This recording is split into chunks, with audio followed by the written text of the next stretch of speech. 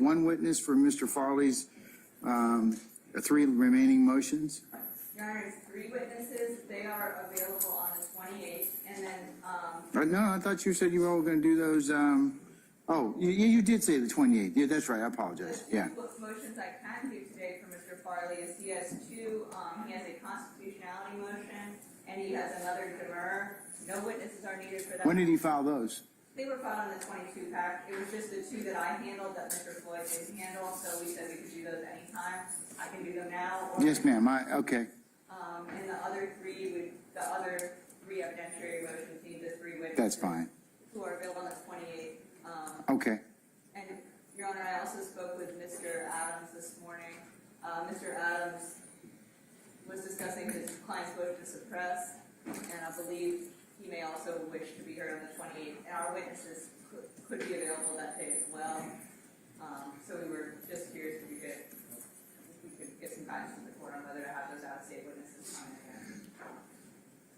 again. That's the motion suppress that was begun previously with the out-of-state witness. Motion suppress statement from DeKalb County. Mr. Steele had actually begun that motion. I anticipated he was included, but he'll be back on the 28th. He'll be. That's fine. If we can do it in the afternoon. Yo, appreciate that love, Dexter. For real, man. Thank you, Brody. Okay. All right. The only other issue, Judge, is in regards to this afternoon. One of the witnesses, Mr. Burney, is going to be called, I guess, after Dr. Henninger. We're going to object to him being called. I think I speak for myself. All right. On behalf of Mr. Williams as well as we didn't know they were going to actually go live, so. Mr. Burney is going to be called as a cell phone location expert. My understanding is that he has not prepared an actual report, but is in the process of doing so. We would object to him testifying prior to him completing that report and letting us have access to it, since that essentially is going to be the subject matter of his testimony or his qualification. We don't have any objection to him testifying at some later point when he's done with the report, and we can actually have access to it. But I think it's counterintuitive to have him testify and try to be qualified now on something that he's not completed yet, that we would need in order to properly cross-examine him or voir dire him. All right. Madam? Your Honor, Mr. Adams is absolutely correct. He has not finished his report yet. However, we brought him here today. We had the Daubert hearing scheduled. We believe that it would be appropriate. So there's different prongs of Daubert. It's whether the person's qualified to offer the testimony, whether the science itself is reliable, and whether the application, whether they have reliably applied the reliable method to the thing they actually tested. So if the court would like to reserve that 3rd prong for later, we can present the evidence on the first 2 prongs today and simply revisit this at the time his report is created, or, we will ask him if he plans to, of course, reliably use his methods. But he's here. He traveled from Alabama today. We thought perhaps we could at least get his qualifications and the reliability of the methodology itself on the record today. And if the court wishes to reserve its ruling until immediately prior to his testimony at trial, or until the report's created, that's fine with the state, Your Honor. We'll be guided by whatever the court decides. It just seems a bit counterintuitive to kind of have him start testifying and then bring him back. And here's the other thing, just from a practical standpoint, let's say he gets qualified as an expert, but then the report doesn't come in for whatever reason, and then it's kind of, we're going through the exercise for nothing. It just seems to make sense to have him come when the report's done, and we can just kind of do it whole hog, if that's a phrase. Okay. Madam? I think he said if that's a phrase. Honor, again, I'm just going to reiterate my request. He's driven in here from Alabama. We'd like to just put the first 2 on the record so that if we. But why did you have him come today then? I mean, it does sound counterintuitive that he would probably at least need to be able to testify. Hey, I did this particular. Hey, better get him a hotel. In this particular manner, and I followed these particular, these methods. Consistent like your other cell phone expert did. When's he going to finish his report? Should be fairly soon, Your Honor. And it's got to be provided to the defense. It will be. So I think it's probably a little much. Yeah, it's probably a little bit probably not ripe quite yet. Yeah. Premature? Yeah, ripe. What I was looking for. What else were you looking for? Yeah. So let's just you can explain to him that, you know, that it would make better sense if we did that. And maybe you can ask him when his report's going to be due, because we can, I mean, if worse comes to worse, I can always take it before he testifies. I can qualify him. I mean, it took Mr. Worrell probably about maybe 40 minutes or something like that, 30, 40 minutes. So, I mean, there's no reason we couldn't do it prior to trial, or prior to his testimony being offered. Okay, I can go check with him and see when the report might be done and report back before we move. Okay.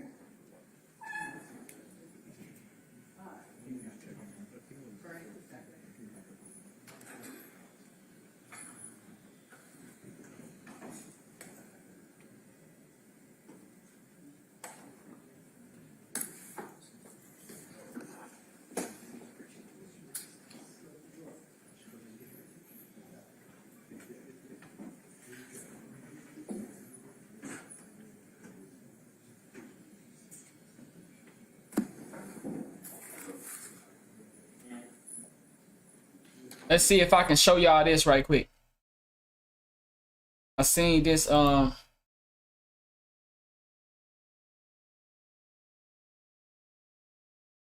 seen this as I was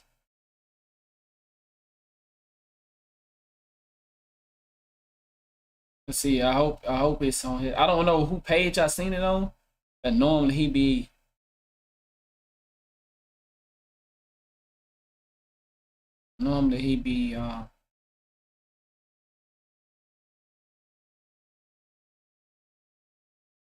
arrested after shooting teens who allegedly attacked him. Wow. We might have to talk about that too. But let's see if I can find it. Nah, I must have somebody else had it. I seen something where apparently it leaked, you know, the lawyer was saying something like, we just want the leader. I don't know who posted it though.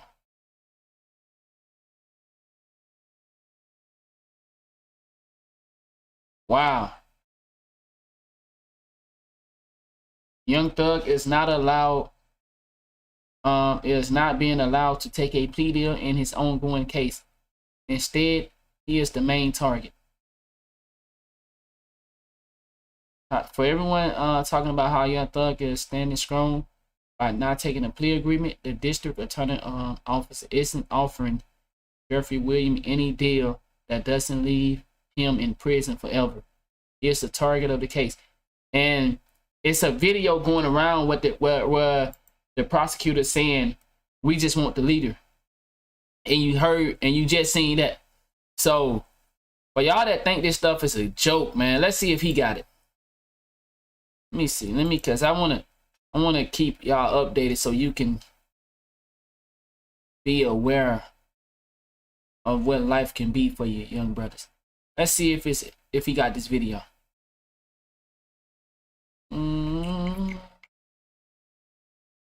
Where is the...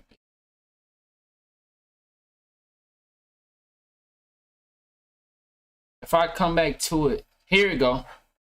Let's see. Nah, that's not it. That's it, is it?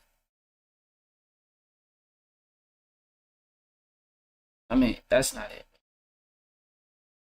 Hopefully I run across it. Because, you know, when you, like I said, you keep watching this case. Guess they getting everything set up right now. What they got going on? So I guess they probably taking a little break. But we can fast forward since we came in late. Let's see if we can fast forward.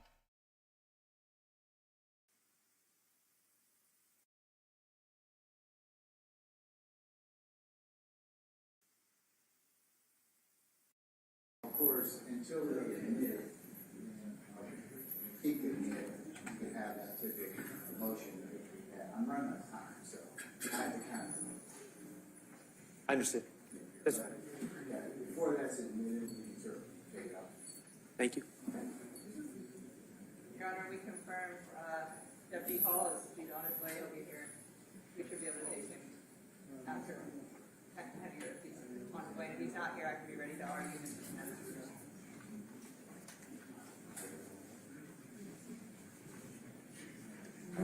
I right, we satisfied our issue of the leak for on the 8th one? Yes, sir. Yes, sir. we did. Yes. we Okay, did. all right.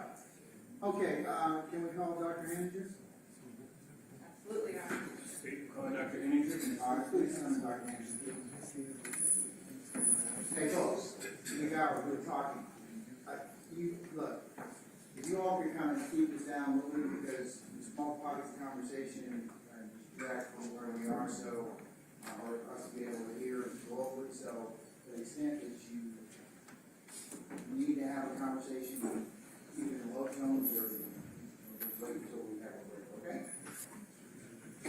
All right, Dr. Henninger, good afternoon, sir.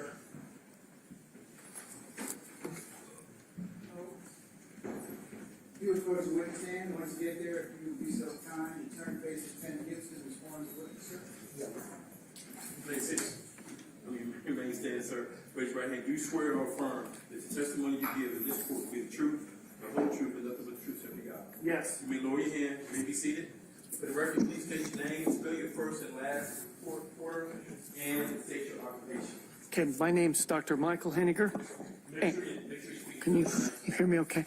Okay, my name's spelled M-I-C-H-A-E-L, and then H-E-N. And this is second Michael we done had up here. And I am a forensic pathologist at the Fulton County Medical Examiner's Office. Good afternoon, Dr. Henninger. How are you? Excellent. Good, good. How long have you been a forensic pathologist? I started working at Fulton County as a forensic pathologist. It's my first and only my job, basically, in 1995 in July. Okay. So since then. Okay. And can you tell the court a little bit about your education? Yes. I started out at Utah State University. I received a Bachelor of Science degree in biology. And then I went to medical school at the University of Utah, and I received an MD degree. I went into the military and did an internship in internal medicine at Keesler Air Force Base in Biloxi, Mississippi. I practiced primary care medicine for a few years. After I finished my commitment to the military, I went back to Utah. I did a 4-year residency I just in feel like anatomic shit and sad. clinical pathology. And then I What you did mean a by that? 1-year fellowship Track? up in Minneapolis at the Oh, Hennepin County right, Medical Fast Money Examiner's Night. Office in Yeah. forensic That's played out a pathology. long time When ago. I finished that training, I came to Atlanta. Great. Began to work for Fulton County. When did you, when did you start studying medicine? I went to medical school I started medical school in 1982. I did pre-med undergraduate. So basically when I graduated from high school, I started doing pre-med classes. Even some of the high school Yo, classes, were, shit. like T3, he put in that work in the silk. physiology and biology in high school. So, I mean, I'd have to go back to the 9th grade to really say that's when I started studying things that were academically going to lead to medicine. Thank you, sir. Are you involved Got in a any background, professional though. organizations? Yes, I am. And what are those? Okay, there's 2 of them that are that people in our field belong to. There's one called the American Academy of Forensic Sciences. It's a big, huge group of people that from all different disciplines, not just in medicine. There can be anthropologists and dentists and different areas of expertise. The one that's particularly focused on forensic pathology is called the National Association of Medical Examiners. It's a smaller group, but they're all forensic pathologists. What's up, Track? Most of them anyway. And they I also belong to the I'm motherfucker put in some work, American T3. Medical Association. Your Honor, at this time, I'd like to move into State's Exhibit, proposed Exhibit 16, I believe. They cooperated with the DA to take a plea deal. So, it's however you determine if it's snitching or not snitching, They cooperated with the DA to take a plea deal. Yeah, I This thought so is, too. Motherfucker the lies. version of my CV that I have on my desktop. That's kind of a basic summary of the simple basic summary of my CV. Has there been any alterations to the document? No, there's, trying to see if it's, I think I had one more article that's on this, but that's just probably since I gave that to whoever did, but anyway.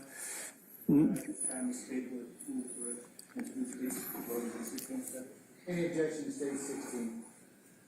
All right, stay 16 is admitted.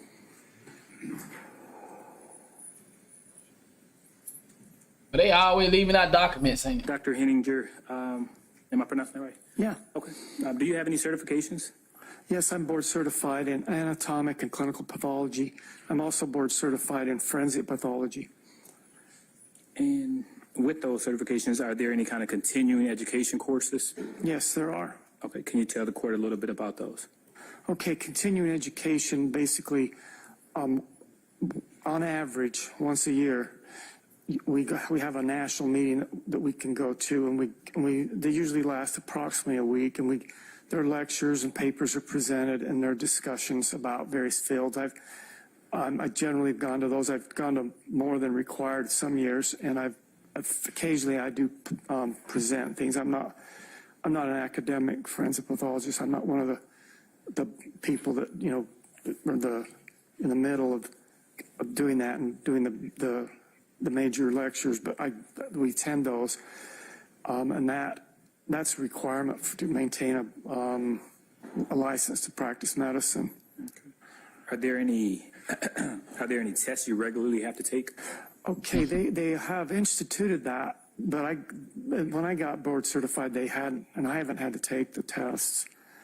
So there aren't any of that. I mean, I've helped. They don't want what happened last time with that motherfucking requests. forensic guy. They asking him all that questions my level of before experience. I'm more on that side of it. the defense get to him. Kind of transition. How were you trained in performing autopsies? Okay, that's a very good question. We start out,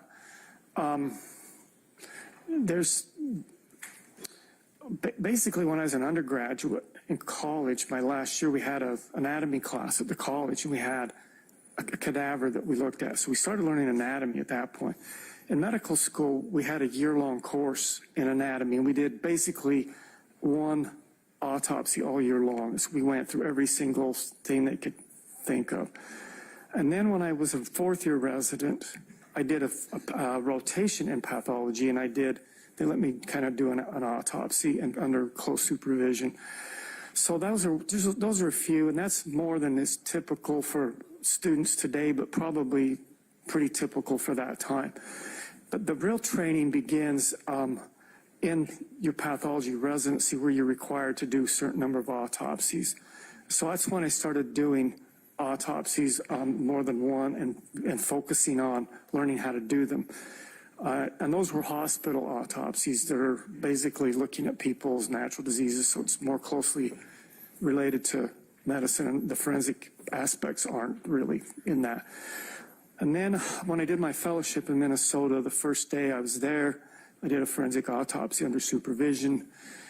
The second day I had a homicide that ended up going to court, and I was under supervision doing that with really close supervision.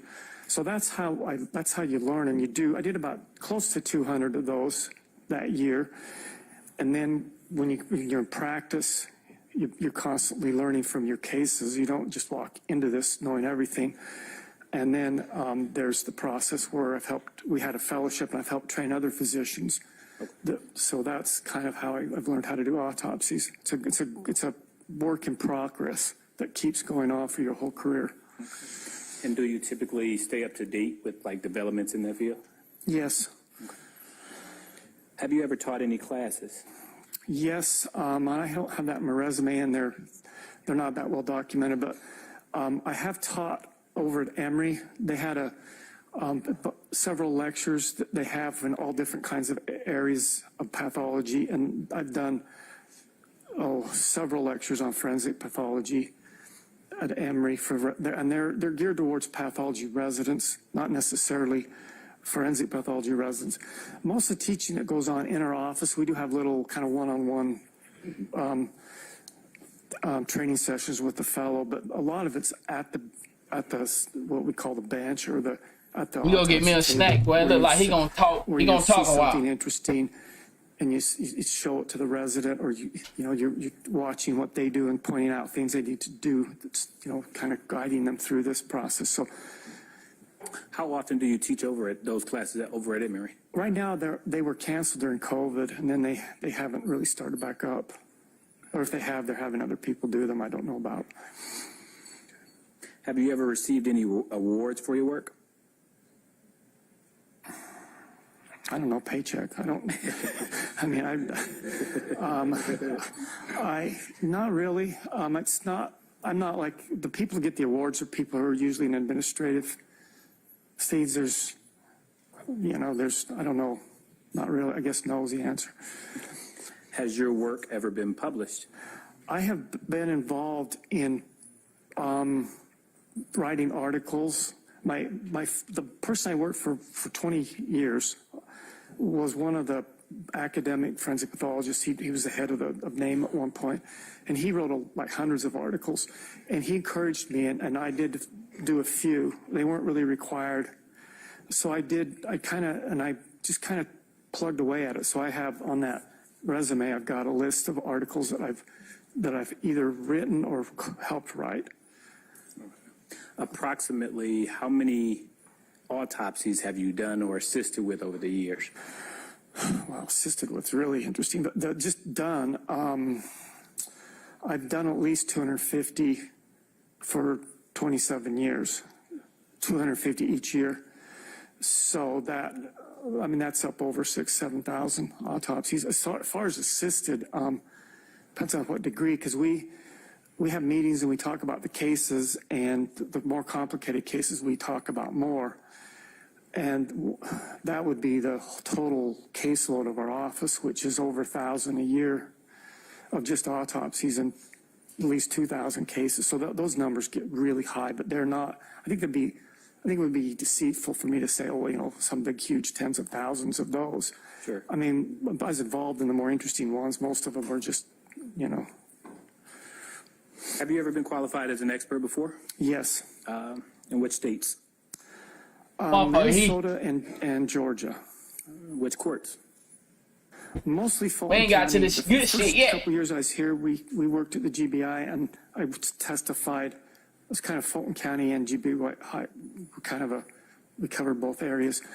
And I did get to testify in several murder trials in various places around Georgia, not in Metro Atlanta. That nigga been doing a lot of work, though, I'll tell you that. That motherfucker done put in some work hours, dog. Have you been qualified as an expert in civil cases as well? A few.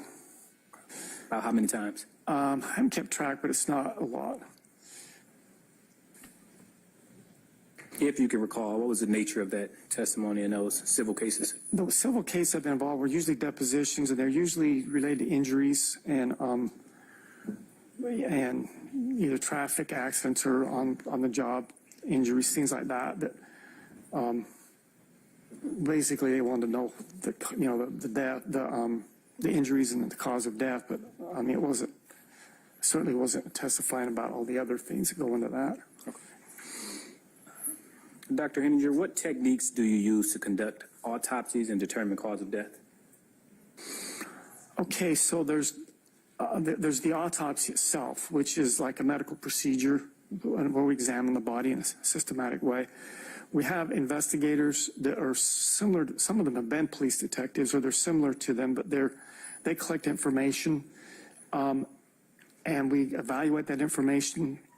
And then we have tests that we do, lab tests. Basically, there's toxicology. There can be other lab tests.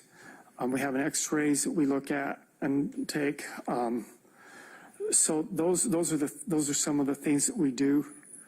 And then I guess the other half of that is documentation, and we take pictures and we create a report. How did you learn these techniques?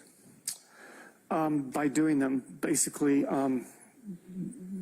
The autopsy itself, we started way back at, the beginning, and then the majority of that is exactly how to do them efficiently, how to do them with chain of custody issues in mind, forensic issues in mind. That happens in my fellowship. And so I'm doing a case, but a person that's experienced is standing right there, and they let you go as far as you can. And part of being on the other end of that is, is knowing how to step back and look at a fellow who's training and let him go just far enough that if they make little mistakes, they're not serious, and kind of stop them before they cause problems, but not let them get into where they do really major mistakes. Do others use those same techniques? Well, yes. I mean, my experience isn't great, but from what I can tell from the meetings and from, different talking to people, it's fairly homogeneous across the different offices. There are probably minor details that are different in different places that I'm not very familiar with, but I think that's pretty much the standard way. Okay. And how would you go about determining the cause of death? Well, the same thing. I want to look at the information, the circumstances. I want to look at the autopsy, if I did it, or else read the report and look at the pictures if I didn't. I want to see all the ancillary information and then, think about it. I may even look stuff up. I have textbooks or else, get online and find reliable sources for answering questions I may not have on the top of my head or whatever. And then make a determination of cause and manner of death. Do other medical examiners use those same techniques? As far as I know, all the ones that I'm acquainted with use something very similar to that. Okay. And do you know, are these procedures published in a textbook? There's several textbooks that have different aspects of it. I don't know that we have one comprehensive textbook that tells everything you need to know for everything.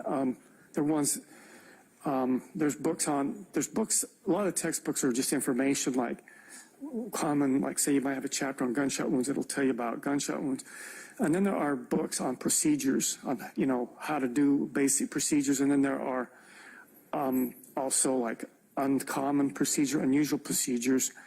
And then when you've done it a lot, you can often kind of see where the boundaries are, and you can create like other approaches that are within, the realm that can answer questions. Shitty ass. What about professional publications? Have those procedures? We got a talker right now.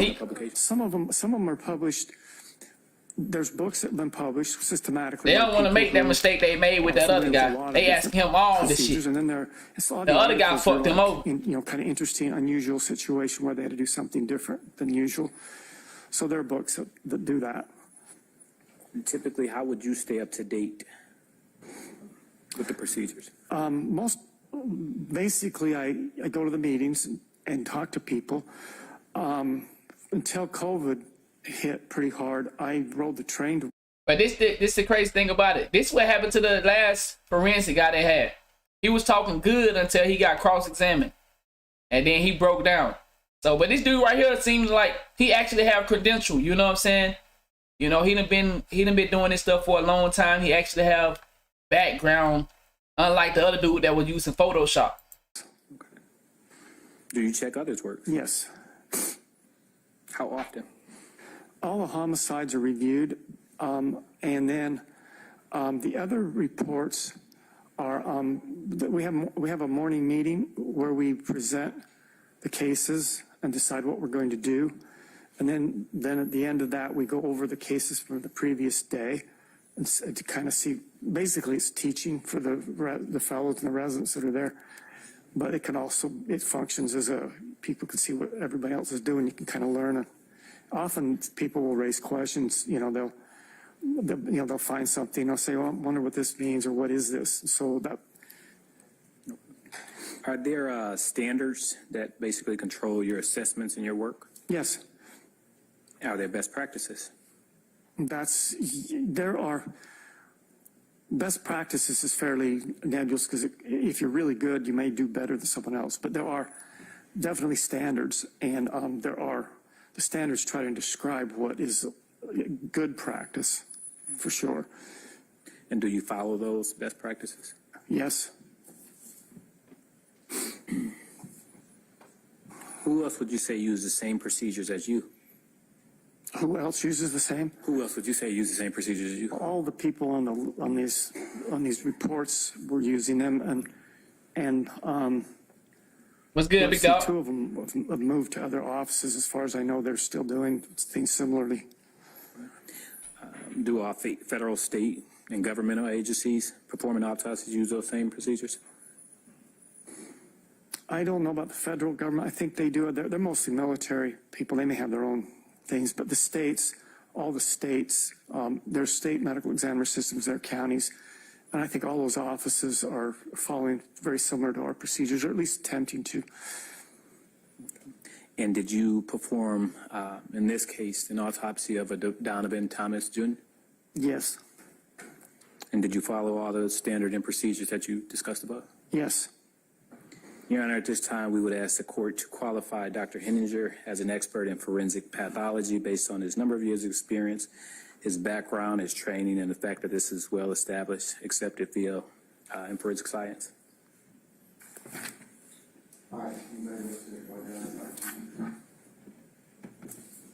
They just getting started. I mean, it's been live for a while, but we started from the beginning, so we ain't missed nothing.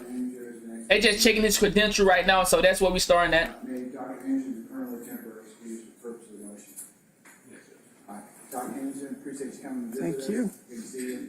Just going to discuss the testimony made by the deputy attorney in this case. We'll call you when we need you. Okay? Okay, Thank you, sir. thank you.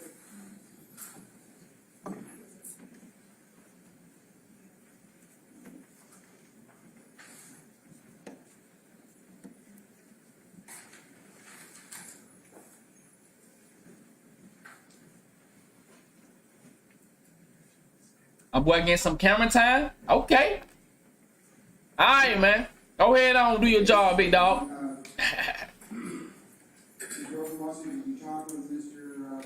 The kid probably let my dad on TV. Last way he said he's going to try to have a draft report, basically as soon as he can, hopefully before the end of the year, and, we'll have a final report before trial. Just turn it over as soon as we have it. Okay, all right. And we'll hold off on him for the time being. Top flight. Oh no, that was big dog. There, you feel me? Or you decide then the witness in the case. Big dog hit you with that club. Go through their job and analysis of the threshold requirements. All right,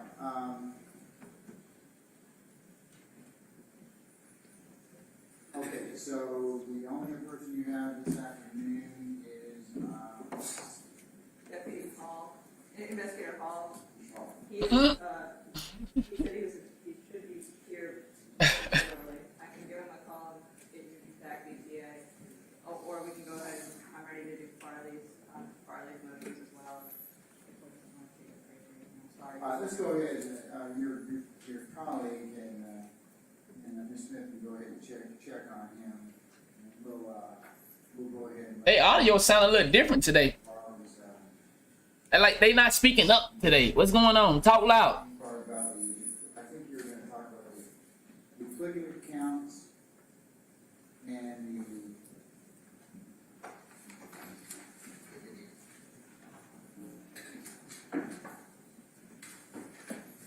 The gang constitution. the duplicative accounts and the gang statute. And have you put Mr. Carlson on already to potentially talk about 14? He can do it, or I can do it, Your Honor. So either one of us, I'll let him know, but I can also do it myself. You might want to let him. Yo, Mr. Smith, you'll check on him. are you serious? Gas house? As well as you can check on Mr. Do anybody know how much she making? A possibility. How much the typewriter make? Do anybody know? Damn. Mr. Farley, if you want to. I gotta check that out there in Gas House. Mr. Menez, if you want to go ahead and, you have any argument as to the duplicate accounts? They on salary or what wages? The typewriters. All right. I know they working for the government. Probably six figures. Rely on Meeks v. State, which is 309 Georgia App. Appreciate that. 855. That held that a one count of theft by taking They was don't profit. subject They to a make good special money. veneer because it was entirely duplicative of another charge that was charged in the same offense. And here, Your Honor, I'm basically asking the court to apply Meeks to this indictment the way it's specifically written. In Meeks, the Georgia Court of Appeals held that the accounts were duplicative because they provided no additional facts by which it can be distinguished from the other count, and it alleges neither a different set of facts nor a different date. And so, Your Honor, that's what Right. I allege that counts 50 and 51 are duplicative of count 49. Count 49 is where Mr. Farley is alleged, along with Mr. Stillwell, Nichols, and Garlington, to have murdered Mr. Drinks. And in that count, they say the reason why, Your Honor, this is especially duplicative bless is you. it says Appreciate that it. Mr. Drinks was an associate Say of about a rival 40K gang. on Google. So essentially what I'm asking the court here is to find it duplicative, because I know the state's going to say that a gang activity charge and a murder charge are not duplicative, even if it's that murder that is the basis of the gang charge. But, Your Honor, I think that this can't survive a demurrer under Meeks, because they write up count 49 as a gang charge. They just don't write the caption. And, Your Honor, the caption is not what holds, it's the substance. And so here in count 49, the substance is the same as counts 50 and 51. Had they not put in that part where it says an associate of a rival gang, then I get it. There's an extra set of facts that, oh, we're saying you killed this guy, and then in this other count, we're saying you killed him as part of gang activity. But 49 says an associate of a rival gang.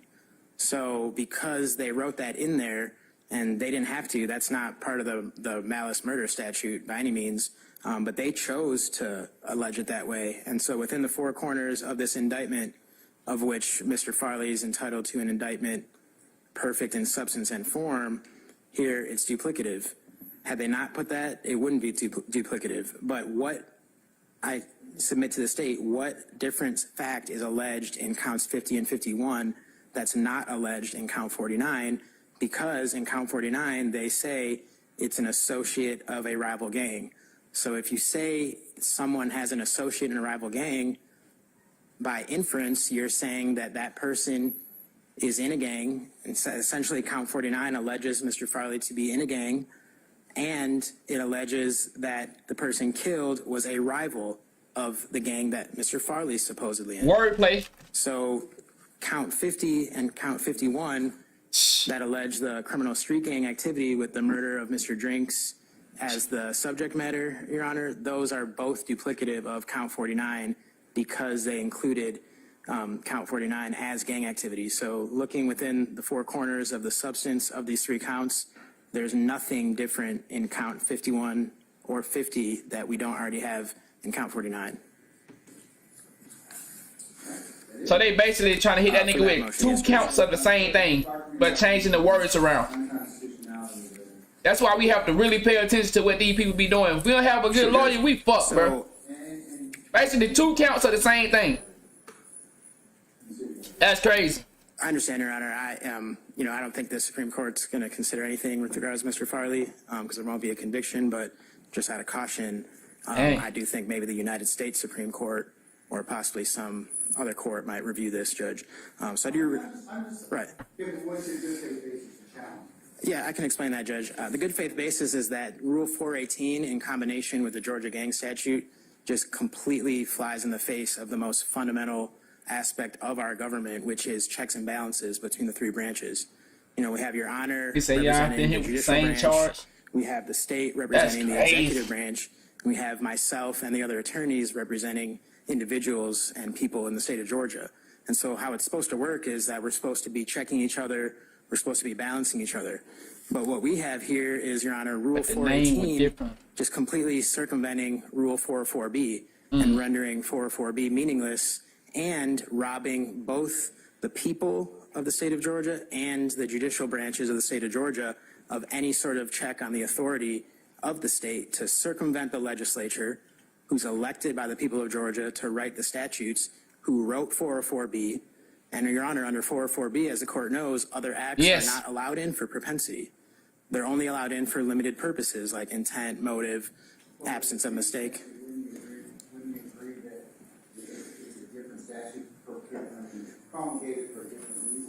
Exactly, Judge. Wow. And what's a huge problem here is that our grand jury proceedings are entirely secret. They're not transcribed. And there is no mechanism for either the people of Georgia or the jurists of Georgia to check the state to stop them from doing what this leaves open to be done. So, for example, which is, Your Honor, they might in bad faith, let's say we have a murder case, and that person accused of murder has an aggravated assault, but there is no other way to introduce that except for propensity. So the judge would say, as the state would know, that, you know, I'm denying your 404B, this is propensity, that's not allowed. Our legislature does not allow propensity. However, 418 does allow propensity, and that's what makes the gang statute and rule in combination with Rule 418 so unconstitutional under the United States Constitution. Because what's to stop the state in a secret, untranscribed grand jury proceeding in bad faith, just throw on a gang charge onto the murder charge, then... Right, Your Honor, but there's no one to check them. They're doing it in secret, and it's untranscribed, so there's no one to hold them accountable.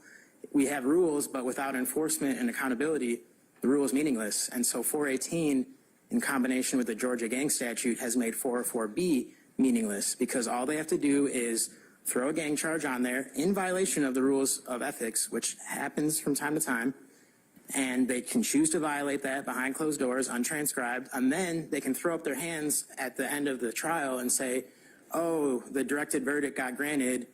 We didn't know that was going to happen, wink, wink, but they did know. And the reason they did it and put it on there, even though they knew it would be dismissed by directed verdict, is that so then they can use 418 instead of 404B, and then bring in, for example, a past aggravated assault for propensity, which is exactly what the legislature didn't want the state to ever be allowed to do. And so there is no... It seemed like the judge trying to fight him on that, though. Then we couldn't accuse someone of gang activity, and then we couldn't apply 418. We would have to apply 404B, and we wouldn't be talking about propensity. But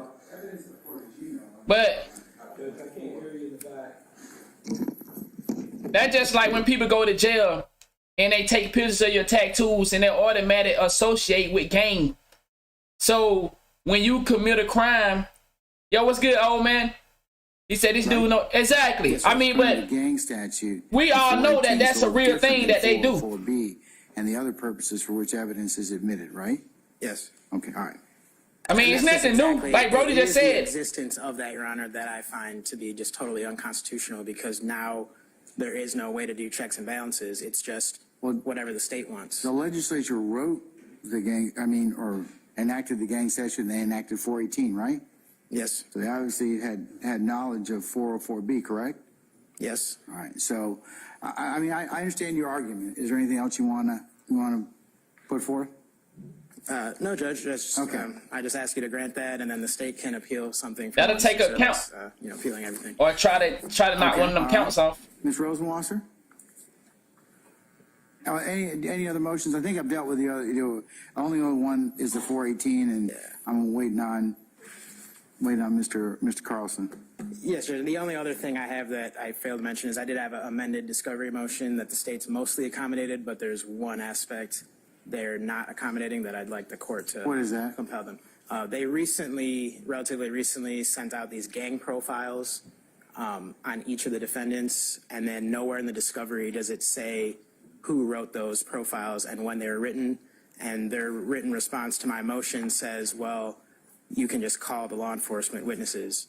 But that's exactly why I need, Your Honor, to compel them to tell me which law enforcement witness produced which gang profiles and when, because even though the state might try to say that's not exculpatory, the discovery statute says it's not only exculpatory things that they have to give us, but anything that might A lot of lead parents to been coming through, exculpatory. so that's good. So the way they've described this gang I think it's profile, Mr. helpful. Farley, I think they wrote that up after this case already started, and if that's the case, You that know how definitely them impacts, youngest gonna do my what they absolute gonna theory of come in and innocence. say. Have you had any conversations with Ms. Rosenwasser, You already Mr. know. Smith, or anybody else in regards to this issue?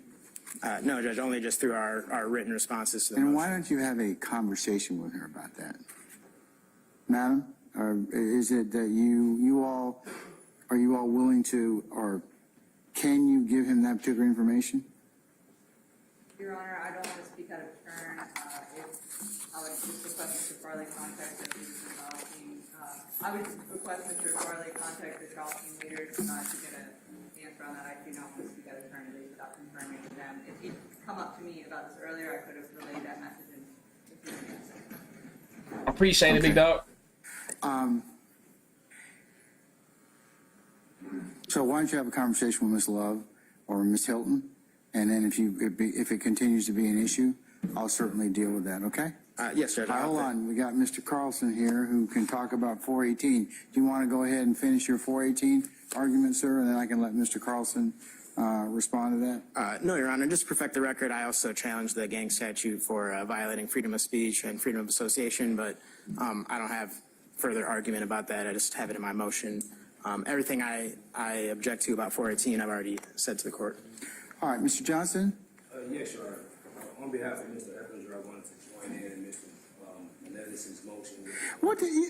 Did if you ever listen to Mr. Harvey? You know, I hate to cite to him all the time. I hate to cite to him all the time. But he did you all such a solid. He said, look, unless you opt out, everybody else gets to opt in, right? Well, yes, Your Honor. Okay, so add to it. I'm going to add it specifically as it relates to Mr. Eppinger. Okay, so let's take care of that. Yes, Your Honor. But if you start replicating, I'm gonna cut you off. All right? That judge don't be fucking around though. I ain't gonna lie. The court is aware of Mr. Menendez's He don't like niggas coming. He don't like niggas piggybacking, repeating other motherfucking shit. I noticed that. He done got on a couple of people doing that. I believe it's counts. Add, don't recite. Let me find the exact one, Your Honor. I believe it's counts 38 and 39 of, no, I'm sorry, 28 and 29 of this matter, which charged my client with possession of a firearm by a first offender. The two counts are exactly written the exact same. They did not allege any different information whatsoever. They be doing that.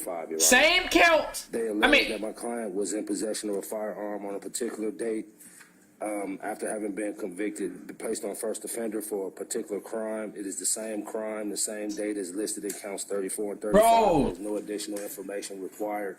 Nigga have 5 counts of the same fucking thing. These 2 counts, Your Honor. So, based on the similar arguments made before, we do believe that these That shit be so cold, bruh. 5 counts of the same damn thing. Yeah, at least one of them should not. Thank you. That it? Bruh, them people so cold, dog. That's why I say you young dudes, pay attention now. Mr. Pay Carlson, attention. Can you speak to Mr. Menendez and by implication the rest of the defendants who have specifically decided to opt out? Nigga have 900 counts. 5 on be to same have shit. This court declare Georgia Rule of Evidence 418 unconstitutional. So if you would speak to that, I would appreciate it. May it please the court, Your Honor? Go ahead. Now he gonna try to justify. Approach the court reporter with my car. Yeah, facts, Ray. Facts.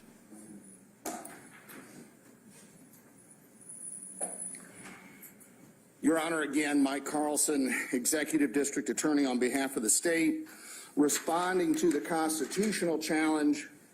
I believe it's actually to 1615-4, the charging provision of Georgia's Street Gang Terrorism and Prevention Act, as well as Official Code of Georgia 24-4-418, which is an evidence code provision that exclusively applies to cases charged under OCGA 1615-4, and that is by language of the statute.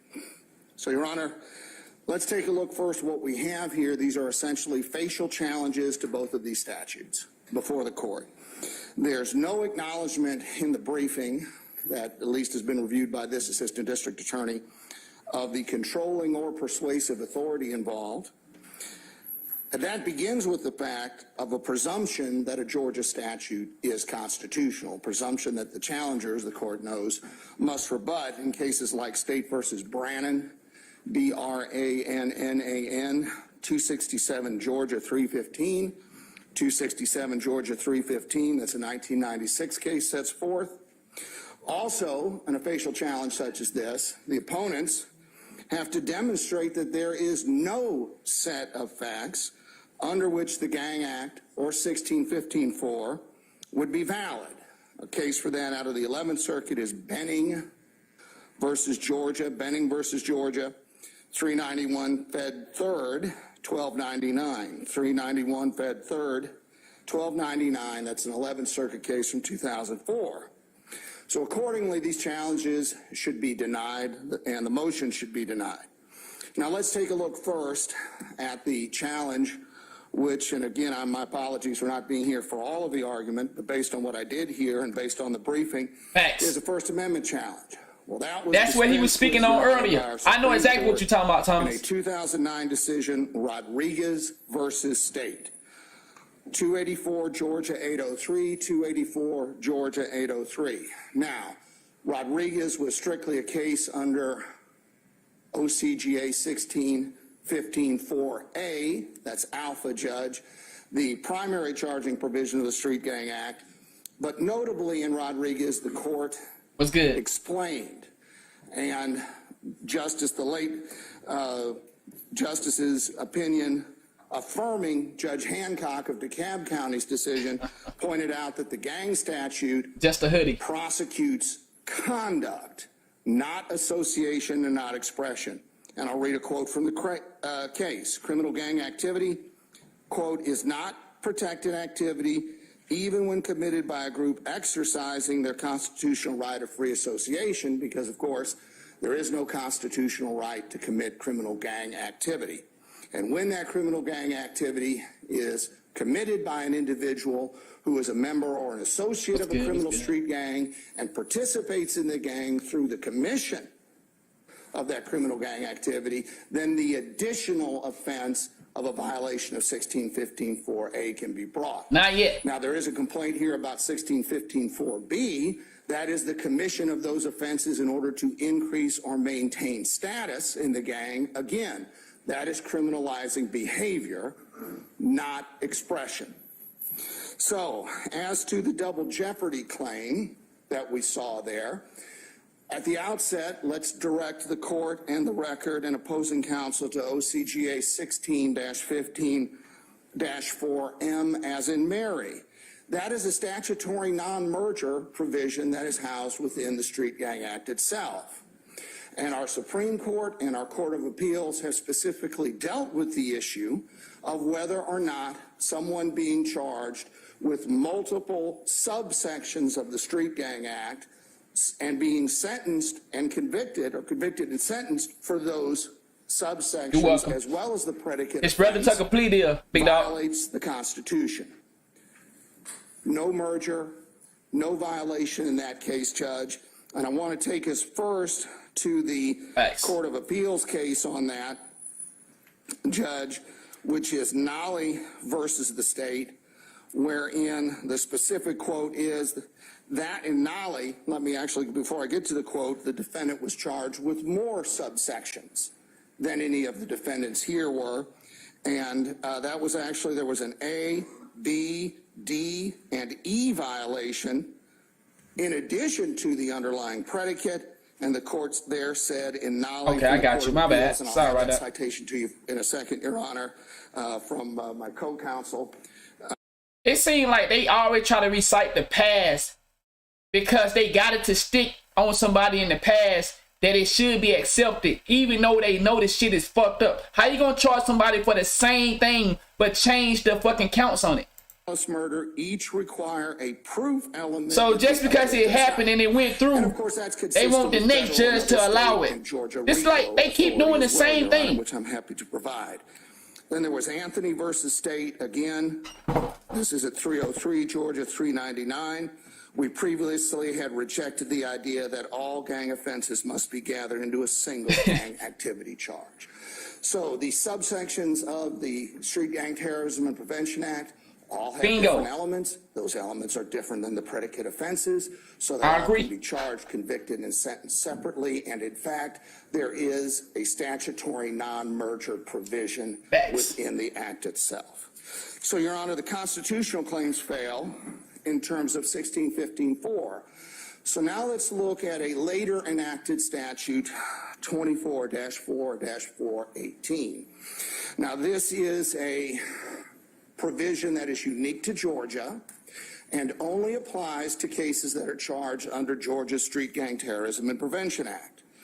And it's patterned after, Judge, the... But just to inform y'all, they have already tried this twice to where with the evidence that they collected from the house. This is live. And the judge didn't allow that. Just like they supposed to have gave the phone back. They can't use the phone because they kept it, even though the first judge told them that they should have been gave it back, but they never did it. So they already done tried this a couple times to use the past, even though it snuck by. They still do the dirty work, and the judge, he been on it. But I don't know how you're gonna accept this. No case law provided to that effect by the opposite side, and while the U.S. Supreme Court, but it's not necessarily fair though. Gaming. There are certainly it's just that no control. These people don't like to go against their coworkers. If you've been into the system, one thing they hate. If you've been watching, the defense don't want to come out and say the prosecutors are liars. That's one thing they hate. They don't do this like how we do in the real world, or we go to a job. They don't go against their coworkers and call them flat out a liar. That's not right. So they be afraid. That's why if you watched yesterday, the judge was trying to get him to say, so did they hide it? And he said, well, I don't know if they hid it, but it's not. Well, so did they do this? See, they don't talk like that against each other. California, for example. So just because something went through in the past don't mean that it's right. Special needs abuse cases, domestic violence cases. I appreciate that, big dog, Raymond. Appreciate that tip. Non-sexual child abuse cases. Those have been upheld, and you'll see in our brief, we've provided you with jurisdiction after jurisdiction after jurisdiction where rules that parallel this one, in fact, have been upheld constitutionally by federal and state courts around the country. Thank you, I appreciate it. An additional case on that, Your Honor, State versus Gee, G-E-E, that is at 388 Wisconsin 2nd, 68, 388 Wisconsin 2nd. Okay. 68, a 2019 case, and where they quote the United States Supreme Court of Dowling versus U.S. 493 U.S. 342, 493 U.S. 342. Look at how many cases he recited. Whether the introduction of this kind of evidence is so extremely unfair that its admission violates fundamental concepts of justice. Well, Your Honor, this type of evidence, even without the gang statute involved, he do look sad over there. Without 418 is generally admissible. The rules of intrinsic evidence are relaxed, generally speaking, when it comes to racketeering cases federally, and of course, in sexual offenses, even without a 413 or a 414, those were more easily admitted under our former evidence code. And just to go to a military case on that, Judge, U.S. versus McDonald, 53 military justice 593, 53 military justice 593. Damn, that shit went down the wrong pipe. Again, a direct attack there on 413 and 14 on due process grounds, and just stating that a review of the pertinent appellate decisions indicates the courts have uniformly held that such constitutional concerns are satisfied by the proper application of the Rule 403 balancing test. So is this a statute that allows other acts in presumptively? Yes. Does it allow it in for all relevant purposes? Yes. But that was the design of the statute. In fact, it's right there in the enabling language of the statute in the preamble, quote, to improve the ability to prosecute street gang terrorism and provide for the admissibility of similar transaction evidence in prosecutions for criminal street activity. And that, of course, corresponds directly with the purposes of the Street Gang Act under OCGA 1615-2 to eradicate that kind of crime. And those are the words of our General Assembly as part of and a response to a state of crisis. So the constitutional challenge to 418 fails. 418 applies. There's not a due process consideration here because, again, the statute is tailored to these considerations, and certainly criminal street gang members committing criminal street gang acts are not a protected class that would raise equal protection concerns. So now we go to this last issue of, so the constitutional challenge to 418 fails on its face. So now we get to the issue of whether or not the other acts evidence, the uncharged misconduct to be admitted under Rule 418 requires a prior conviction under 1615-4. That issue was just argued in the Georgia Court of Appeals successfully by Assistant District Attorney Rosenwasser in the case of State versus McKinney. I've got the Lexis site for that, 2022 Georgia Appeals, Lexis 545 2022 Appeals Lexus 545, where the Court of Appeals noted that the language of Rule 418 itself does not require a nexus in terms of the other act's evidence to be brought in. It's Christmas time, between Edie. the gang, the crime. Some of them dudes and the don't want to be in defendant. jail Only around that Christmas time. The prior offense, the other acts could be subsequent, classify under 1615.3. Winter So is for any cold, evidence dog. the state is going to proffer In under many ways. 418, if that offense qualifies as criminal gang activity under 1615.3, it thus becomes presumptively admissible for all relevant purposes under the plain language of 24.418. So, Your Honor, with regard to the facial constitutional challenges, we request that the court deny those respectfully. With of course, to the specific challenges to 1615.4 and 418 constitutionally, we ask that those be denied. And we also ask that that the court deny now. And why are you making that face, y'all? During the trial of this. Yo, why he, yo, chat, what is this? Once again, educational purpose. For my young G's out here, don't commit these crimes and go into court making faces like this. Don't get involved into this lifestyle and start making faces like this, dog. What the fuck is this, man? My boy say he's trying to stay awake. Properly and reject any argument that Come on, man. Have to have constituted a convictable offense for 1615.4. Thank you, Judge. Okay. See this. And then And Your Honor, none of that addressed any of my arguments about unfairness. It just cited to Bingo. Georgia statutes and then conceded that 418 is unique to Georgia, which is why I'm challenging it so that it can be reviewed by a higher court. Because if you don't challenge anything, Your Honor, in this system of a living constitution, you know, nothing can change. And there have been plenty of times in our history and even recently with the Dobbs case that there's just things have changed and courts find something to be unconstitutional. Here, Well, you've made a constitutional challenge. I mean, Right, Your Honor. So if and when this case is reviewed, our Supreme Court will consider those particular issues. yes, sir. And I just real quick to perfect the record, want You to stupid, address Austin. a couple of things. He said the state said I didn't address any actual authority, but I did. In Facts. the very first paragraph of the motion, I say That's that this what is we a violation trying of to the 5th, teach 6th, over here, Raymond. and 14th Amendments of the United States Constitution.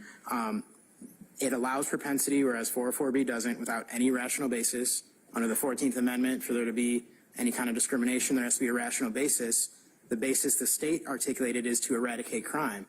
But what is the rational basis that gang activity is more important to eradicate than murder or rape or child molestation? So why should an accused rapist not have propensity in his trial, but an accused rapist where the rape was part of gang activity that the state knew couldn't survive a directed verdict? Now we got to eradicate that. That's What's interesting. not fair, Your Honor. There's no rational basis here under the 14th Amendment. It's unique to Georgia, and I don't think the state even said this hasn't been challenged. This hasn't been addressed exactly by the United States Supreme Court, and so under all that, Your Honor, I do want to challenge it and get a ruling for this court to preserve that issue for appeal. All right, Mr. Carlson, you want to address the issue of whether or not this is a rational basis and the correct constitutional standard? Certainly, Your Honor. This is the parallel provisions federally that apply in sex crime cases have been on the books since, I believe, 1996. There has not been one successful constitutional challenge to any of them cited by the defense. And of course, the state has provided the court with just to the contrary. In terms of whether or not there's a rational basis here, the legislature in the preamble to the Georgia Street Gang Terrorism and Prevention Act, let me change that. In the preliminary language of it in OCGA 1615.4 talks about the state being in a state of crisis due to criminal street gang activity, violence to include murder. So the General Assembly looked at that situation and enacting the gang statute, and of course continued to strengthen those laws in the face of that state of crisis. Again, that's our General Assembly's terms, all the way up into drafting 244418. And I would point out, Your Honor, that this is one of 4 specialty evidence code provisions that particularly applies. I agree, in Street Kathy. Gang Act cases. I agree 100%. 15-11-703, 15-11-703, which provides for the admission of juvenile adjudications in cases prosecuted under the Street Gang Act. There is 16-15-3, which is housed within the Street Gang Act, which allows in evidence of the customs and behaviors. Once again, I just want to say this. Everybody, every gangster we done seen over the last 5 to 10 years commit all these crimes, and then they go to jail and want the public to feel sorry for them. So at some point, people are going to start wake up and see the real. Nobody is going to feel sorry for you.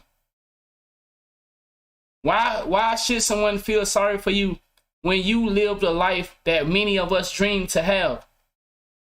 So, I mean, reality need to set in for some of y'all. And symbols of gangs, among other matters. And then there's OCGA 16-15-9, which allows for the admission of other criminal gang activity of the gang. So there is certainly a surrounding statutory body that demonstrates the importance to our General Assembly, which is the fact finder here, that having specialized statute to facilitate the admission of street gang activity, whether by an individual defendant or whether by the gang itself, is clearly something that is necessary for public safety. Just like in the case of the sexual offense provisions or the evidence code provisions that connect with sexual offenses, that those needs to allow in other acts at a different level than would be allowed under 404B would be.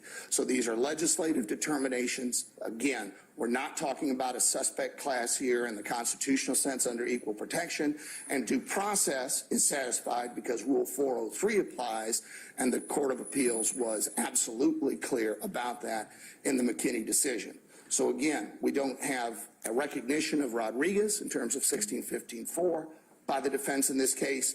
We don't have an acknowledgement of any of these cases pertaining to similar statutes from around the country or federally. And again, we have a constitutional statute that was enacted by the General Assembly to deal with the state of crisis of gang activity. Okay. Thank you. Thank you, Mr. Carter. Very, very briefly, I don't think that argument about... Don't get back to the podium. Stay right there. Stay right there. Yes, Your Honor, that argument All about right. 403 just doesn't hold up because of the propensity difference. For example, 403... All right. But it's Y'all a appreciate that love, specialized Dexter. statute that Grateful, big that dog. the legislature enacted for purposes of this particular issue. So I've heard your argument. Is there anything else you want to add? Yes, I mean, just to add that under 404B, propensity is not allowed, so propensity is not probative. But under 4A... but that's the no. It's the test after you look at whether or not 418 still requires 403 to be applied. I mean, so that's your check and balance. And the recent case that Mr. Carlson just cited in State versus Kinney, that was in the Lexus site 22 Lexus 545. That was that's what our Court of Appeals has determined. So they not gonna show him no love on that. So you disagree though? Yes, we can... Okay. Your Honor, what I do want to say, though, is that because propensity is allowed under 418, you only say that as if they're now giving probative value to propensity. Yo, appreciate it, big dog. For real, for real. Free to consider propensity as probative value, which allows it to outweigh prejudice. Let me see if he- No, it doesn't Yes. outweigh prejudice because you still have to. I appreciate that, balance Dan. it under 403. Done. Appreciate that. I mean, look, all good. I mean, the argument in a number of cases is, oh, this is prejudicial. Well, good evidence certainly is prejudicial under a lot of times, under a lot of circumstances. However, 403 being a balancing Yes, test I'm live. requires the court to not just look the other way, hold its nose, but I still have to make sure that the balancing test under 403 has been met. So What we watching right now, we watching the recap. But for the people that keep asking me, is it live? I don't know if you ask me that because I'll be doing the premieres. This is not a premiere. This is actually live streaming, but we watching the recap of what happened 2 hours ago. There's your safeguard.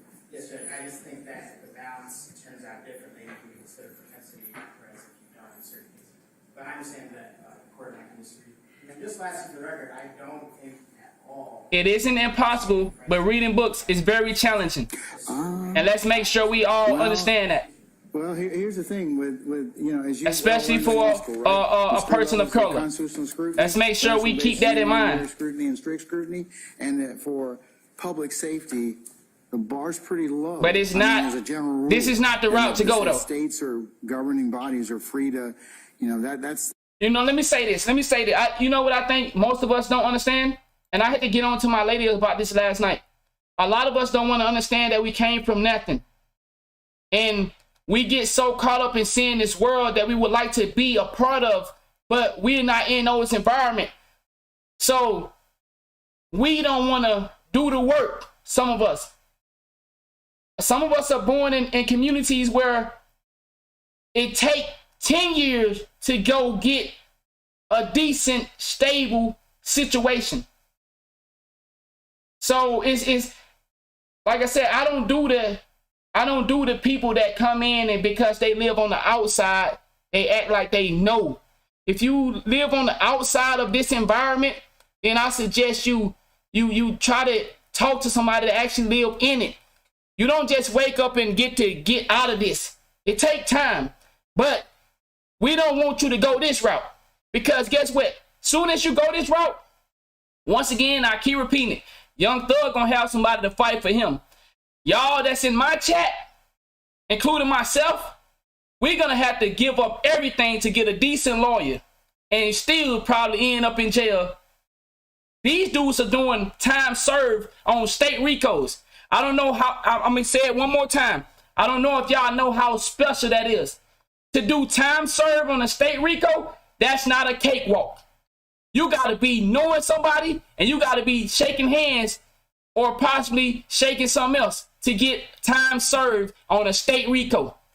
So once again, for my ladies and gentlemen that live on the outside of this world, let's not make it seem like you can just grow up and be a president or go get an amazing job. There's not no amazing jobs in the hood. But there are jobs where I'm from that pay you $7.25 to keep your ass out of this jail and end up crying to social media because all social media gonna do is laugh at you. So for my boys and girls that still living this life, social media gonna laugh at you when you get locked up behind these bars. So I would rather you come to the realization that yes, I make $7.25. I'm a janitor. I work at Family Dollars. I work at Walmart. Go get a job and try to live. Because this ain't going to be living. You're going to live this fast life for 2 to 3 years. Some of y'all might get lucky living for 5 to 10 years. But eventually it come to a crossroad and you end up in jail. And the big boss going to be out on time served. And your little mustache going to be in jail ready to come home. Look at the Pooh Shiesties. Look at the Kodak Black. Kodak Black was in there crying. Boosie was in there crying. Young Thug, please help me, Lord. Man, pay attention, y'all. Once again, this is for educational purpose. This is not for entertainment. That's the one that usually they win on most of the time is for safety of the public. So if that's what the statute was indicated, bingo, or was enacted. Nobody want to. Wow, amazing. Nobody want to start from the ground up because we too busy looking at the outside world and we feel embarrassed. Ain't nothing to be embarrassed about. I had to tell my lady the reason my lady go through some headaches, and she might be watching now. But you know, for y'all that know me, y'all know I keep it solid about my life. So therefore, you can see the pain and scars on me. Don't be embarrassed that there was times our light got cut off. Don't be embarrassed because we still out here fighting and we still surviving, you know. And now I'm in a situation where we don't worry about the lights getting cut off. But there was time where I had to live and light them candles. But see, if I was embarrassed, you know what I do? I go out there and try to get it by any means necessary. And sometimes these jobs say, no, we're not hiring today. But guess what? I ain't finna come and try to take it from you. Because if I take it from you, guess what? Gonna be a lot of days without some lights. It's gonna be, yeah, it's gonna be cold. Okay, I ain't gonna get to talking right now. I'll let you get back. Preamble when they did it. It does say, you know, What's good, big dog? of crisis in terms of crime and other things, and that was the See, I'd have stayed in my car before.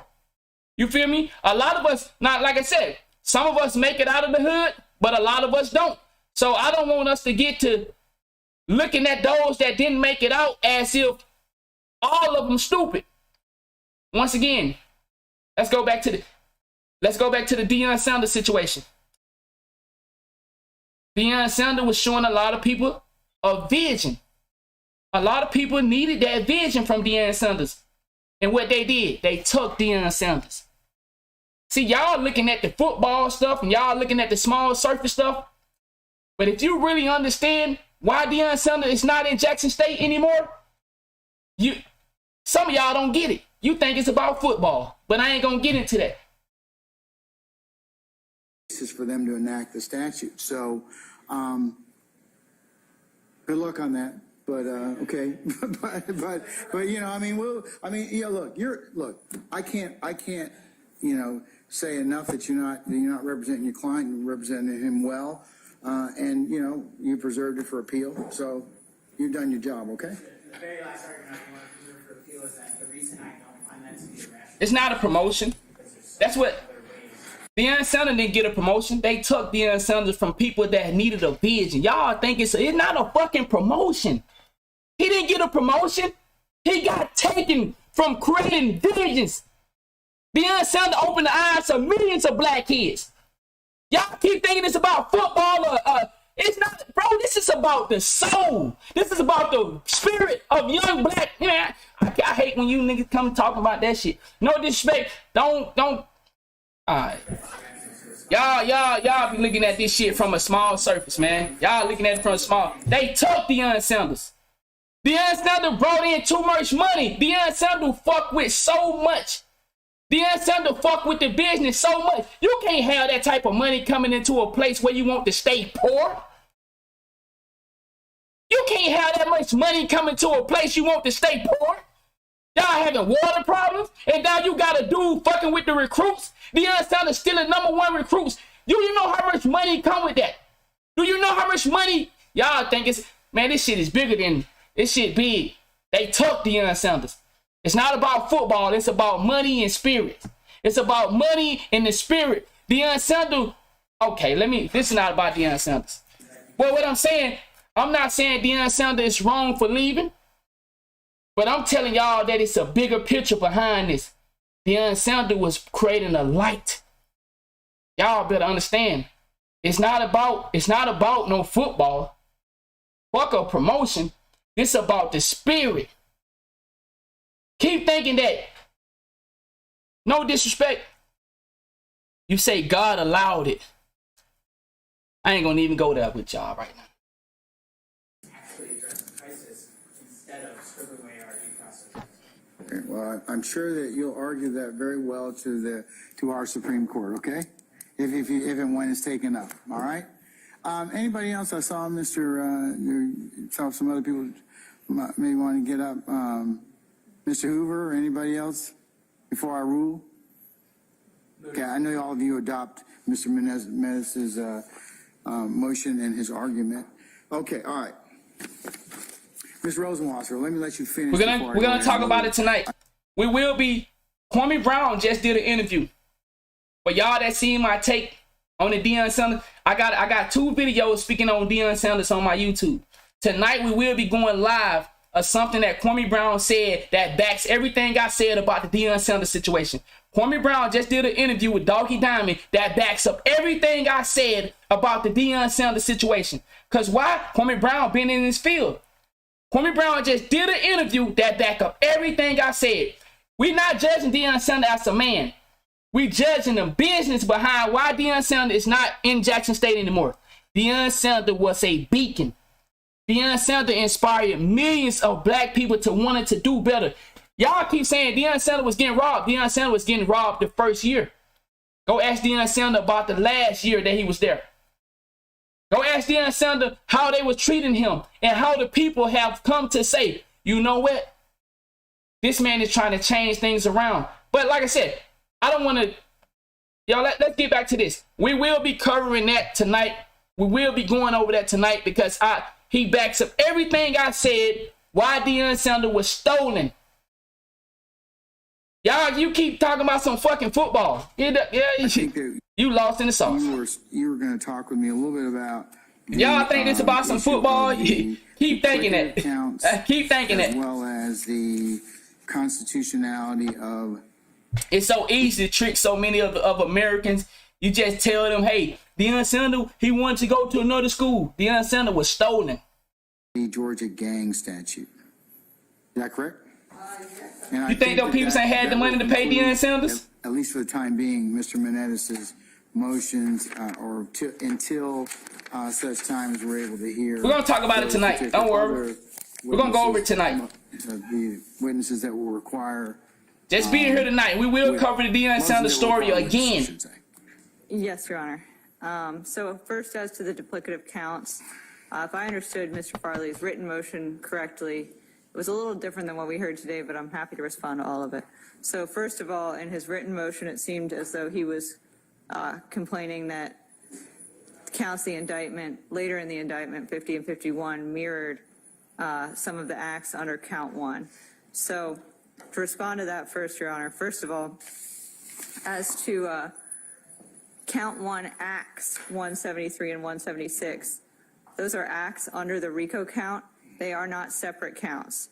So what's really going to drive us both through this conversation and through the addressing of what Mr. Farley talked about today, where he alleged that murder and criminal gang activity are duplicative of one another, there's some language that guides us through that. And I want to ask y'all a question. How many of y'all know men and women that's in your community that doing things like trying to build the kids up?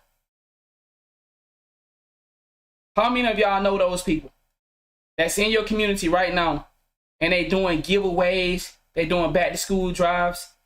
How many of y'all, type 1 if you know some people's in your community?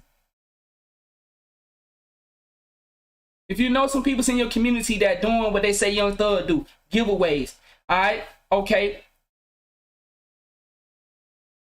Could those people in your community, do they make more of a noise doing giveaways, or does a person like Deion Sanders make more of a noise? Understand what I'm saying, y'all? I told y'all this in the last live stream. It's gonna take a celebrity.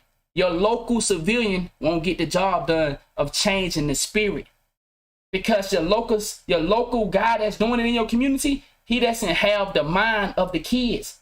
Do y'all understand what I'm saying? It's gonna take a celebrity, and I'm probably saying the word a celebrity. It's gonna take one of those guys, because they have the soul, they have the attention of our kids. Y'all not, I keep saying this stuff, but it's like y'all don't get it. It could be for y'all in the chat, some of y'all do all you can for the kids in your community. Do you get any type of support? You don't get no sponsors to come to your community do it. Do any sponsors come because of what you do? No, y'all not getting it. It's gonna take a celebrity to break this. We'll talk about it tonight, because Kwame Brown just co-signed it. Everything I said.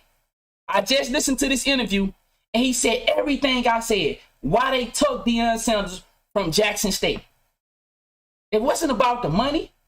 It was about the money, because Deion Sanders was stealing recruits, which comes with a lot of fucking money. And you taking it to a place that they don't already give a fuck about? Who the fuck know anything about Jackson, Mississippi, other than the people that got their eyes on it? All right. And we'll talk about it tonight. Too, in my brief, is the language out of Williams versus State, which is a 2020 Georgia Supreme Court case. It's in my brief, but if the court wants to cite, it's 307, Georgia Supreme Court 778. And in that case, the court said, the United States Supreme Court observed that a draftsman of an indictment may charge crime in a variety of forms. Locusts don't have the same reach as someone with status. Thank you. And may cast the indictment in several It's a reason you can't have a celebrity in a place like Jackson, Mississippi. It don't work out that way. You fucking up the program. Deion Sanders was fucking up the program. the body of facts upon which the indictment is based give rise only to one criminal offense or to more than one. Further, by an indictment of multiple counts, the prosecutor gives the necessary notice and does not do the less so because at the conclusion my bad, of the I state's apologize. case, Let's the get back to defendant may this. insist We'll that talk all about that counts tonight. are merely We will be variants of going a over that single tonight. offense. Here, I apologize. the state was properly I just get passionate about that. I get passionate about that because y'all keep thinking it's about football. Y'all keep thinking it's about the HBCUs. Y'all keep thinking it's about all the other stuff. And I get passionate about it. He said, when people know you in your city, he said they would not help out. Ooh, that's a bar. I get passionate about that. I apologize. Because it hurts me that y'all don't see the game plan. These people took the light that you had. The incentive was changed in Mississippi. Okay, let me leave it alone. Let's get back on this. We will get to it tonight. We will get to it tonight. permitted to charge Farley's act of committing a gang murder, a gang-motivated murder, in numerous ways. The state was permitted to charge Farley with participating in the RICO conspiracy from the YSL criminal street gang, and the state was entitled to allege acts that were in furtherance of that criminal conspiracy, as alleged in count 1. In count 49, 50, and 51, the state was entitled to separately charge Farley for the act of murdering Mr. Drinks and for participation in criminal street gang activity. Which counts are those again? You said count 1? My understanding is that Mr. Farley was challenging count 1, acts 173 and 176. Okay. And then also counts 49, 50, and 51. 173 and 176, count 1 acts 173 and 176 are Farley and his co-defendants' acts of murdering Mr. Drinks and participating in criminal street gang activity through that murder. And those acts are alleged as acts in furtherance of the YSL RICO conspiracy. And then additionally, Farley is separately charged in counts 49, 50, and 51 with the murder and participation in criminal street gang activity with the actual, those are the charges. So the charges that he's facing relevant to this count are that RICO charge, the murder charge, and the 2 gang charges. And the gang charges are alleged under separate code sections, separate divisions of the gang statute. So basically, these counts are not all the same, so this court should deny Farley's demur. And when I looked at this, what I believe is that this is a situation that should be analyzed similar to when a defendant complains of a double jeopardy violation. And I believe that this court should adopt that framework to analyze this challenge.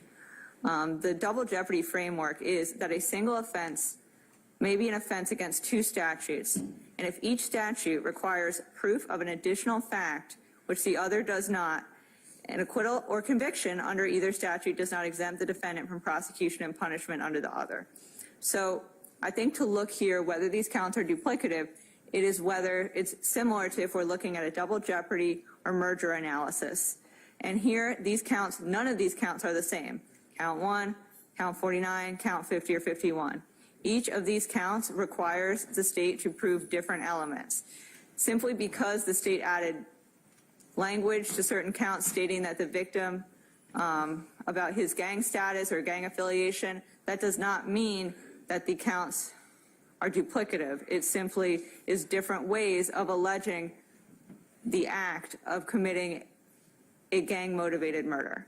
These counts have different charging elements, and what's important is you look at the elements of each count. So Farley is charged in count 1 with RICO. Murder is not an essential, killing someone is not necessary to prove a RICO conspiracy violation. Same thing with participation in criminal street gang activity.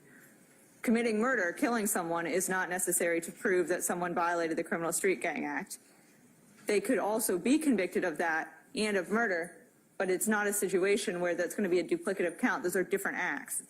And acts is probably the wrong word due to the RICO. Those are different actions taken by the defendant. They're differently charged, and that's completely appropriate pursuant to the Georgia Supreme Court, which quoted the United States Supreme Court. The United States Supreme Court case is United States versus Universal CIT Credit Corp.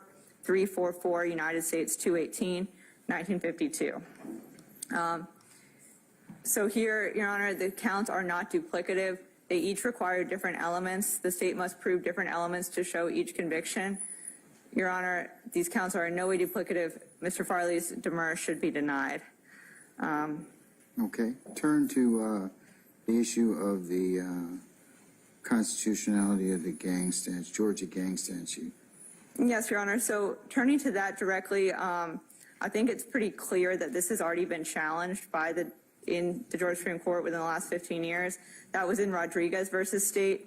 And in that case, the Supreme Court of Georgia unanimously held that the primary charging provision of Georgia's anti-gang laws, OCGA 1615-4, is constitutional. Farley has not shown why this court should not follow the ruling of Rodriguez or even attempted to distinguish Rodriguez. So therefore, Your Honor, we believe that it's already been ruled upon. This is a challenge that has already been made. They're trying to make that count stick. Constitutional. And Your Honor, going into the challenges to each of these, to the extent that Farley makes a First Amendment challenge, Rodriguez versus State held that criminal gang activity is not protected activity even when committed by a group exercising their constitutional right to free association. So that's already been held. Again, I think Mr. Carlson went into this as well, but to the extent he didn't, or the court has further questions, additionally, Anthony versus State loop specifically, and that's 303 Georgia Supreme Court 399. That's a 2018 case. The Georgia Supreme Court specifically rejected the idea that all gang offenses must be gathered into a single gang activity charge. In Lupo versus State 300 Georgia Supreme Court 233, that's a 2016 case. They found that an individual can be charged with separate violations for each of the gang statutes. So that's not a reason to find it unconstitutional. And generally, Your Honor, it's just been clear that this has already been challenged and been rejected, and Farley has not shown why this court should not follow pre-established case law. And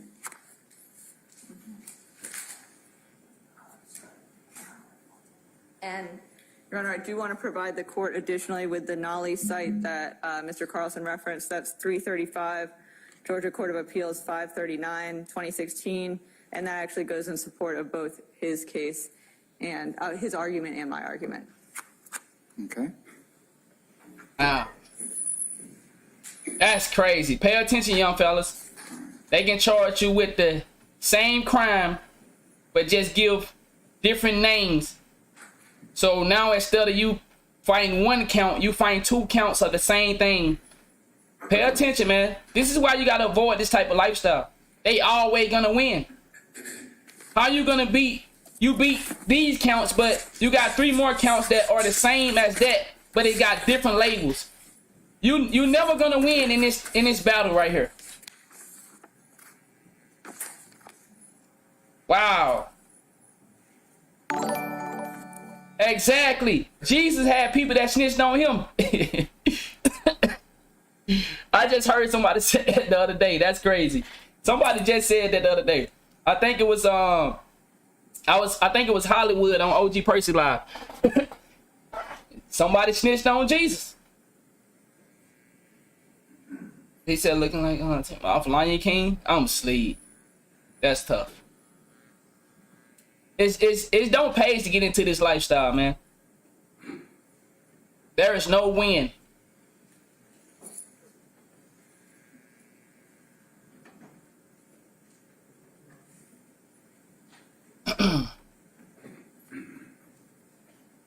All right, let's see.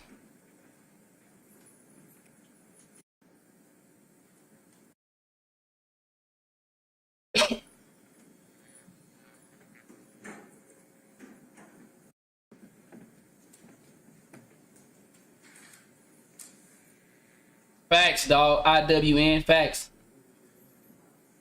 Yes, sir. I appreciate it, man. I mean, like I said, we do this for educational purpose. This is not for entertainment. Because we using the Young Thug case as a learning lesson. It's not because for all you clowns in here. And it's amazing. We got grown people in here watching this for, is he innocent? Is he gonna go to jail? How about we watch it to get the lesson? Yo, you got grown people, instead of them trying to hear it to take the information back to their kids, they are watching this for entertainment purpose. Like, imagine that. We watching a court case for entertainment. You see how wicked motherfuckers are? Man, I just want to see what's gonna happen with Big Dog. I just want to see, man, he gonna go to jail, he not gonna go. What about the learning aspect? Motherfuckers say, fuck that shit. Fuck the learning aspect.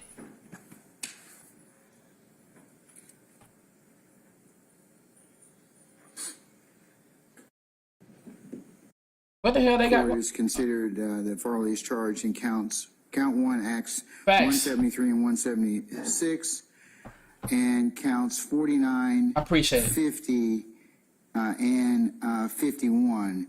And applying, as was mentioned, Williams 307, Georgia 778, these counts are not all the same, where they require different elements of proof, and Farley's motion on that particular issue is denied. As it pertains to the constitutionality I'm with you. of Love will conquer. I'm with you. the gang statute, which is 16-15-4, this court has considered the counsel's arguments, in particular Rodriguez versus the state, which is a seminal case dealing with the constitutionality of this particular statute. At 284 Georgia 803, the proponent, Mr. Farley, has not shown how Rodriguez is not constitutional. It's not. This particular statute deals with. It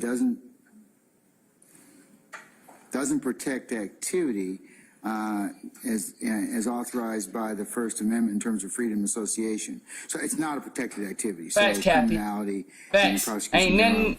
I agree with you 100%. And the issues under the First Amendment in terms of freedom of association as authorized. I agree 100%. Guaranteed to us by the First Amendment. So Farley's motion on that issue fails as well.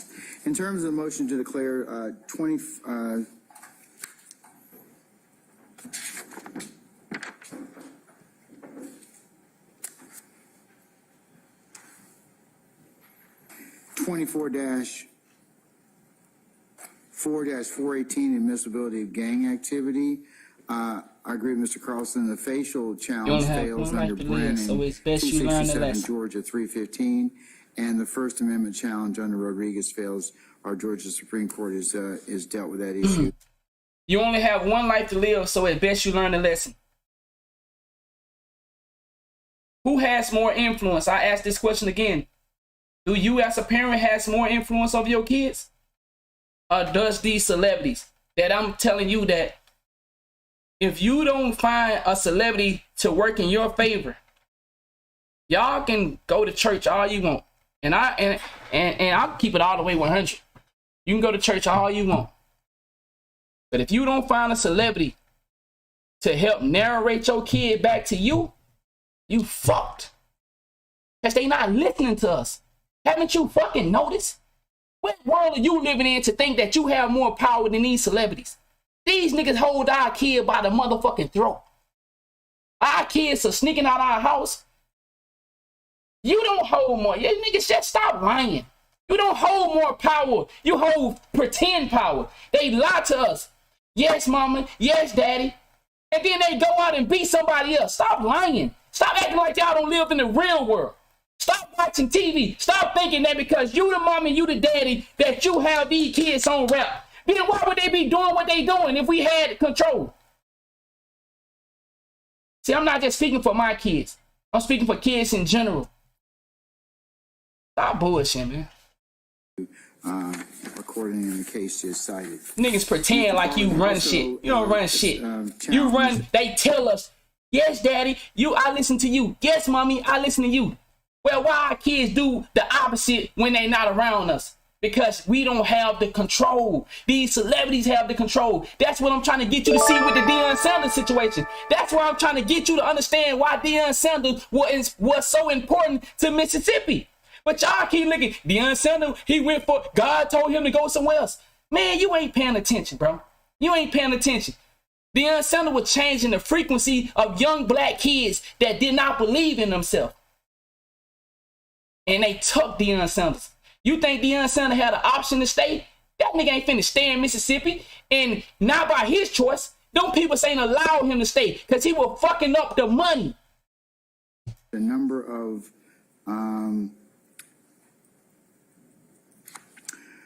issues involving 16-15-4, which prosecutes conduct, not associations, the court just mentioned earlier. 16-15-4B addresses behavior. 16-15-4M, in terms of the double jeopardy argument, there is no merger. I agree with Mr. Carlson for the and Ms. Rosenwasser for the propositions as stated in Nally versus the state at 335 Georgia Appeals 539, Lupo versus the state 3. So I really don't want to admit it, but you are kind of right. No disrespect to you, ma'am, or sir. I say, well, ma'am, I'm 100% right. I'm 100% right. Because I don't live on the internet. I pay attention to the real world. And I know who runs shit. And I know who don't. And I'm telling you, if we don't get some of these celebrities to work with us and help us, we're going to lose the generation y'all trying to raise. We're going to lose our kids to the system like this. Why would they be televising this? Haven't you understood yet? Why would this be televised? Why do we need to see this? Because they understand that a lot of motherfuckers gonna watch this for entertainment purpose and they not gonna look at the message. Programming. Thank you. Georgia at 233 and Anthony versus the state at That's too 303 late. Georgia 399. In terms of the constitutional challenge of 418, the issue of uncharged misconduct, there is a built-in mechanism, as I talked with Mr. Farley's counsel, Mr. Menendez, about the issue of it requires the application of the 403 I appreciate it. balancing test, and that also is found and I agree, Don. by our appellate court in State versus McKinney. The Lexus site 202 Lexus 545 has been provided by Ms. Rosenwasser already. So the court is of the opinion and agrees that the issue is not nexus in his classification. So Farley's motion in those regards. A lot of us are not strong enough to battle the mind. See, a lot of us live in our head and our mind is fighting us with what is reality. So we go against reality and let the mind win. Come on, y'all, we talking about kids. I'm gonna say this for tonight. It's almost over, so I'm gonna stop interrupting. Constitutional classification of 418. We will be going live tonight to watch that interview because I really need y'all to listen to some of that. Enacting 418, and that's Bingo, by grace, by God, grace. The reason was that our state was in a state of crisis in terms of criminality. So I like that, Mr. BTFU. And 24-4-418, as I mentioned earlier. I know I said I'm gonna stop pausing. Look how many people keep coming in the chat saying free Thugger. Or they mad that Gunna snitch. See, I told you, I use reality to determine what is and what is not. Look at how many people keep coming through.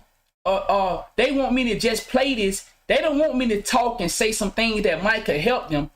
They want me to just let it play, let it play, let it play. We want to see what's going to happen to Young Thug. It's a game to them. Are you not paying attention to your surrounding? As bro just said, it's a game to some of these people. Mr. Menendez said, we certainly they love these motherfuckers more than they love me.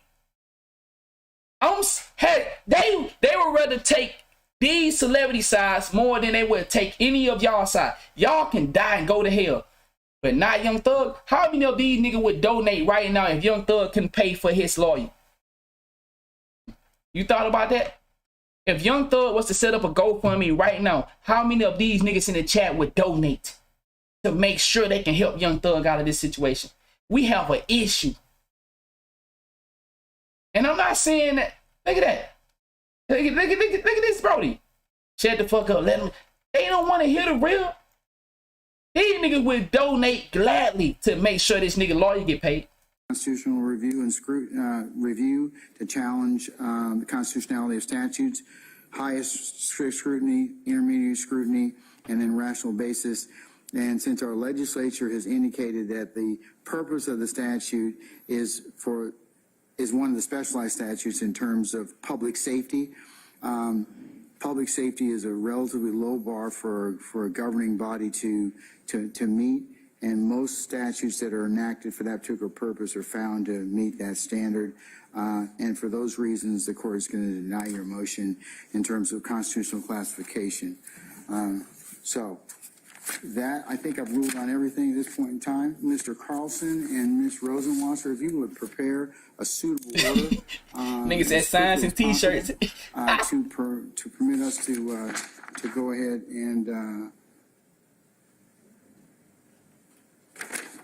and let us enter that in the record. That would be greatly appreciative. Okay, all right. Mr. Johnson, you stood up for something? Yes, Your Honor, as you were aware, we had joined in on Mr. Menendez's motion with regards to different counts in the indictment. I did not hear anything from the state as it relates to that. I know that the court has issued a ruling as it relates to the counts that Mr. Menendez brought up, but I did not hear anything as it relates to the matters that I brought up. Which counts are you talking about for your? For, 435. you want to address that? Thanks, reading books. Madam or sir?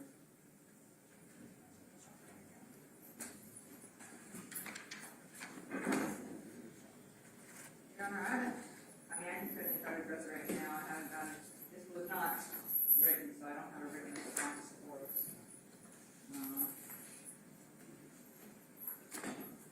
Your Honor, to the extent he's challenged, I think this is Mr. Effinger, is challenging only 34 and 35. Your Honor, if I could just have a few moments to review. I tell you what, I'm going to reset. Did you file a written motion, sir? Not on that, I joined in. Say again? No, Your Honor, I joined in on Mr. Menendez's motion. But it's a new count, so I didn't. That's true. Yeah, it's not the same. It's not the That's same true. issue because that count doesn't apply to you. It only applies to him. So you probably need to go ahead and reduce it to writing. But My boy I'll go ahead Ty, and King. go ahead and- King, he ready to go and do eat. that.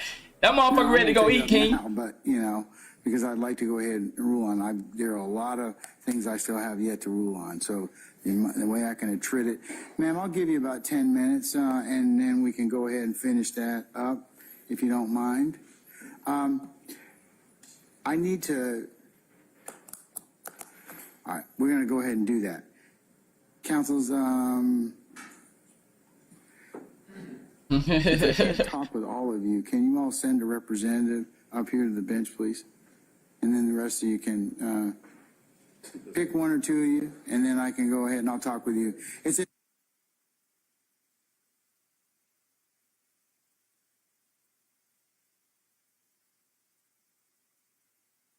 All right, so I think they cut the audio, and I think they done. That was all that they had on it, and I don't know if they're gonna go back live tonight.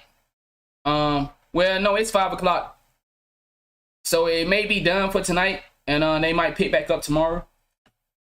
Like I said, man, we're doing this for educational purpose. I know I got a lot of you peoples in here. Like you said, you just watching. You ain't here to learn nothing. But to my parents that want to possibly try their best, because that's all we can do. Because the world has taken over our homes. We forced to work jobs where we can't monitor our kids like that anymore. So we have to try to do our best when they're in our presence and teach them as much as possible. But when they go out here into the world, they belong to the world. And the world is not safe. Are you seeing what they doing to kids? They taking pictures, posing sexually with kids. Haven't you seen? Little kids are joining gangs as early as 10. And you have 15-year-old kids killing other 15-year-old kids. It's a war out here. So, a lot of people gonna come in and be distracted. And I understand that. And I understand I got a lot of religious people gonna come in and, say what they gonna say. But at the end of the day, I'm telling you, we have to figure out a way to reunite. We have to figure out a way to reunite, and we have to figure out a way to break this spell with these celebrities. But if you're gonna need a celebrity to help you with it though. The kids have been kidnapped. I mean, that's been going on since I was a kid. You feel me? We used to see the kids on the milk cart. Why we don't see them on the milk cart anymore? We see them on Facebook where we constantly scrolling right by them. You know, it's not by chance. It's set up like that. It's set up like that. Everything that you seeing, like I said this yesterday, you don't have to worry about you don't have to worry about the KKK anymore. Because we're gonna do it to ourselves. But I don't want you to think that it's just happened by chance that we're doing it to ourselves. It was put in place. A system was put in place for us to do the bidding of others. The system was put in place for us to take out each other. And what drives me crazy, especially when it comes to business, it hurts my soul to see young black dudes, young black girls. And I stand for unity. I speak for unity, but it hurts my soul to see young black boys and girls dog out each other business, but to go right over and support a non-black person business. That shit drives me crazy. It drives me crazy to see that. I hate when I see that. That's just like when it comes to YouTube. Motherfuckers say whatever they want to say to me, but afraid to use that tongue for a non-black person. Oh man, that nigga lucky, dog. But that nigga fucking cuss me out, fuck me, run over me, don't give a fuck about me. Look how weak we are. And I'm not saying for you to cause issue for non-black people. What I'm saying, I just want you to see how it is. Haven't you heard enough? You've been living in this world, and like I said, it's some of y'all grown people that do that.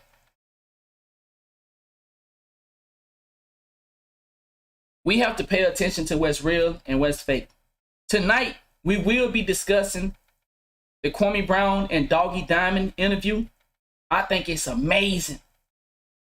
And it's a message in there that everything I said about the Deion Sanders situation, Kwame Brown said it. And I'm not mad at Deion Sanders for leaving, but I know why he was forced to leave. Y'all gonna keep looking in the background saying, well, they wasn't paying Deion Sanders. You think, oh, I know what it is. They just tell you stuff and you run with it. But if you paying attention, Deion Sanders was talking about a lot of issues.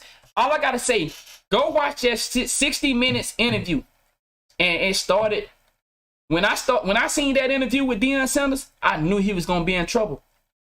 And I knew they was gonna get him out of Jackson State. When I seen that interview, I said, they gonna take him from Jackson State. You're not gonna let no nigga come in there and rise up the community from a place that's just like Chicago. Why they have people like Lil Durk? Why are they still the visionary for places like Chicago? Why haven't the vision of the media side changed in all these years? Why is it still, like I said, we talk to people that say, yo, I'm from Chicago, bro, I promise you it's a beautiful place. But that's not what you're going to hear in the media.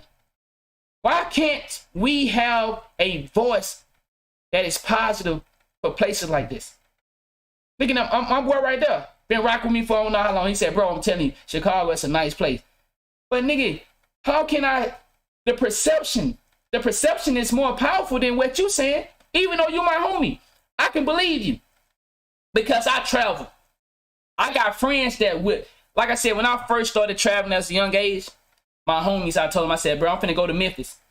He said, bro, I'm telling you, don't go to Memphis by yourself. Man, I've been traveling all over the United States by myself. I've never been out the country, but I've been all over the United States 2 times. I've been around the United States about 2 times. People say that about Jacksonville, Florida. I live in Jacksonville, Florida. I don't have no issues. But go get on your internet, go get on social media, and they're gonna tell you, don't go downtown. I have met people that live in Jacksonville, Florida, say, well, let me tell you, the place to not go to is downtown. I mean, I go running downtown. I go hang out downtown. So you telling me, oh man, you for real? They be shocked because that's how powerful this perception is. A motherfucker live on the south side of the west side, 30 minutes from downtown, and they afraid to go down there. And they live 30 minutes. Y'all see how powerful that shit is? Motherfucker live 30 minutes from downtown, but say, man, you better not go downtown. Nigga, you live 30 minutes. They got you spooked and you live 30 minutes. Imagine what they doing to people that live hundreds of miles away. Imagine if a nigga that live 30 minutes from downtown is spooked. Imagine what a motherfucker think who live 100 miles away. Man, and this is what I mean. They have created a perception that everything that involves black people is dangerous. And you know, if you constantly seeing it, it's constantly thrown into your face. Man, you're gonna have to fight tooth and nail to believe otherwise. So I'm just trying to do my part and show examples of how the system has been set up for us to be in the situation that we're in. We're in a losing battle. These people have hijacked the conscious and the mind of these kids. And for the people that have been rocking me for the last couple of days, you done seen some of the stories I done showed y'all. That boy that killed that 77-year-old woman was found in 24 hours. They found him in 24 hours. Imagine that. That young boy that killed that 77-year-old woman and stole her car, they found him in 24 hours. And this is in Atlanta. How many crimes go unsolved in Atlanta? But they found that boy in 24 hours. But they didn't know who killed Takeoff. It took them a month. Come on, man. Hey, if I got any mods in here, ban that dude right there. So man, like I said, we will be going live tonight to talk about the Doggy Diamond. Man, I think Kwame Brown just did an amazing interview. He said some things in there I definitely want y'all to hear from my audience. And this is how information works. But see, we don't use this to our advantage. Information should be traveled, especially good information. See, music can leave one state and go to the next state. I lived in Texas. I lived in Indianapolis. And guess what? I done heard dudes from Mississippi all over the world. I done heard rappers from New York all over the world. We can make music travel, but we can't make support of others travel. What I mean is, we can't help one another. Like if I was to use somebody's information and say, man, have y'all heard about what this dude said, man? This is some powerful shit. I think y'all need to hear it. Do you know I could possibly flag? There are some dudes out here, even if you're sharing the information, he said, bro, I want to let y'all know this is where I'm getting information from.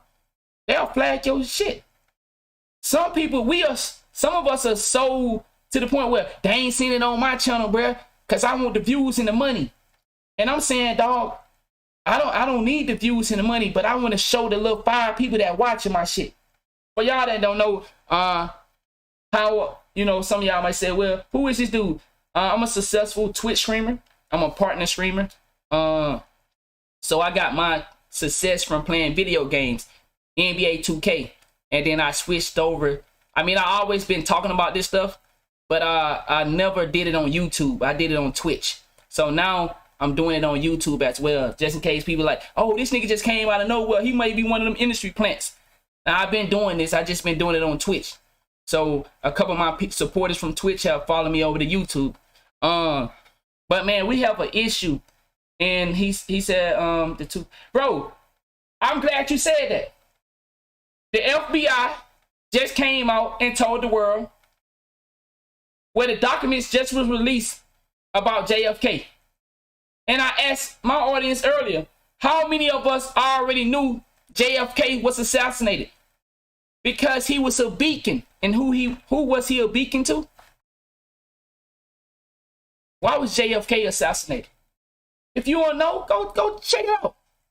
Anytime we have a guy or a woman that's trying to help us,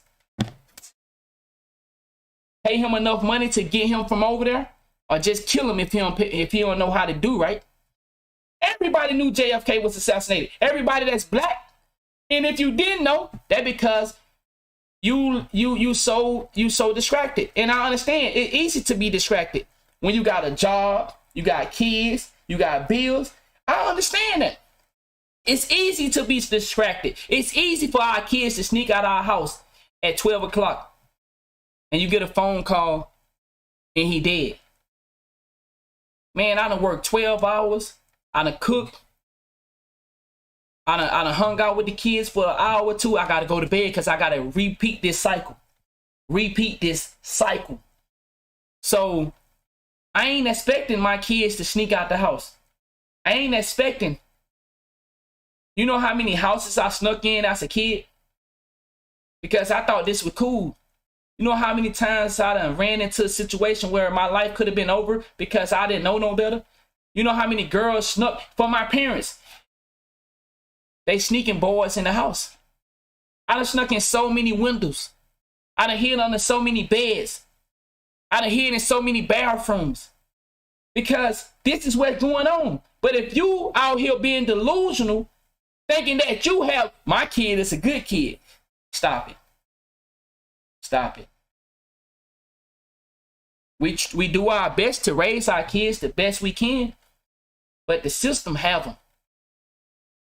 And we have to break this attachment. If we don't break this attachment from these celebrities, it's going, and like I said, I know you probably say, well, how can you say we got to break this attachment, but you're still saying it's going to take a celebrity to help them see the real? It's going to take people like Kwame Brown, Hassan Campbell, Charleston White. See, those are the type of celebrities we need, but they just not as big as a LeBron James.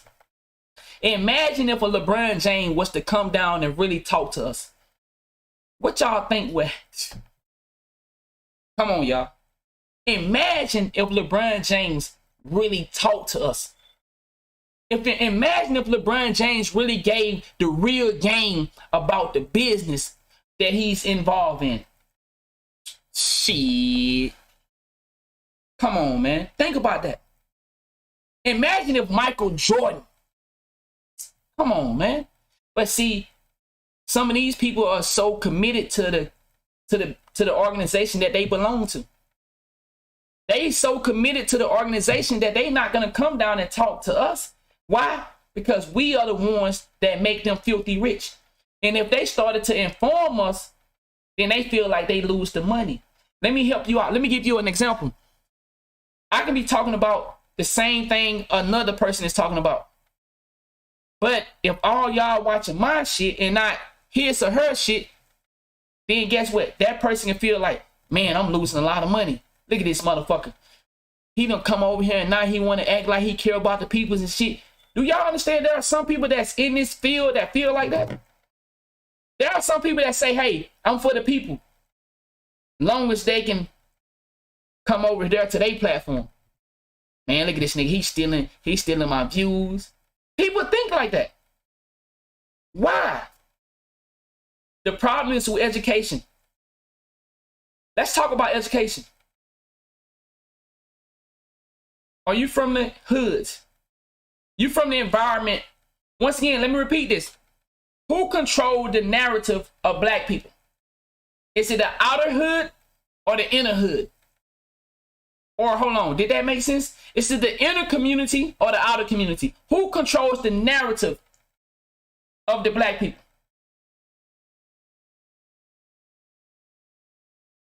So how can you have a chance of education? Now, yes, okay, let me save all this because we're gonna do this. The hood control the narrative because of who? Who has the influence? Hip-hop. Hip-hop damn near control everything about our community. Thank you. If you don't write if somebody else get to write your history, if somebody else get to write your history for you, then what are the chances of your kids thriving to say, I want to own something? How many of our kids actually grow up to saying they want to own a business? Let's be honest.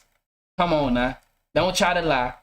How many of our kids, man, they have made the statement, I can't wait till I get a job. Shit, make me some money. How many of us said that when we was kids?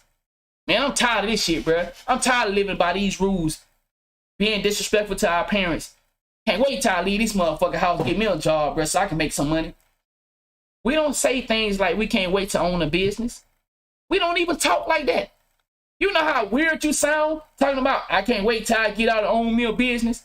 You sound weird in the hood saying that. But we need to somehow flip that to be normal. Because right now, that's not normal for us to say. It's not normal for us to talk about how we want to grow as a unit, how we want to help influence each other to do business. We don't know about money. We don't know about credit. We don't know about insurance. We don't talk about this shit. Stuck in the bubble, dog. Stuck in the bubble. Wow. The streets minimize your potential. I think minimize is it's being too nice. That motherfucker destroy your potential. Look at all the people that are in jail right now with so much potential. How many of us who are doing better in life but have went behind those bars?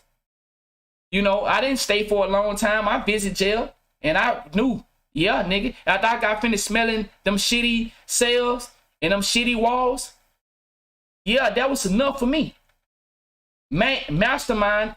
Oh my goodness. So man, we will come back tonight. I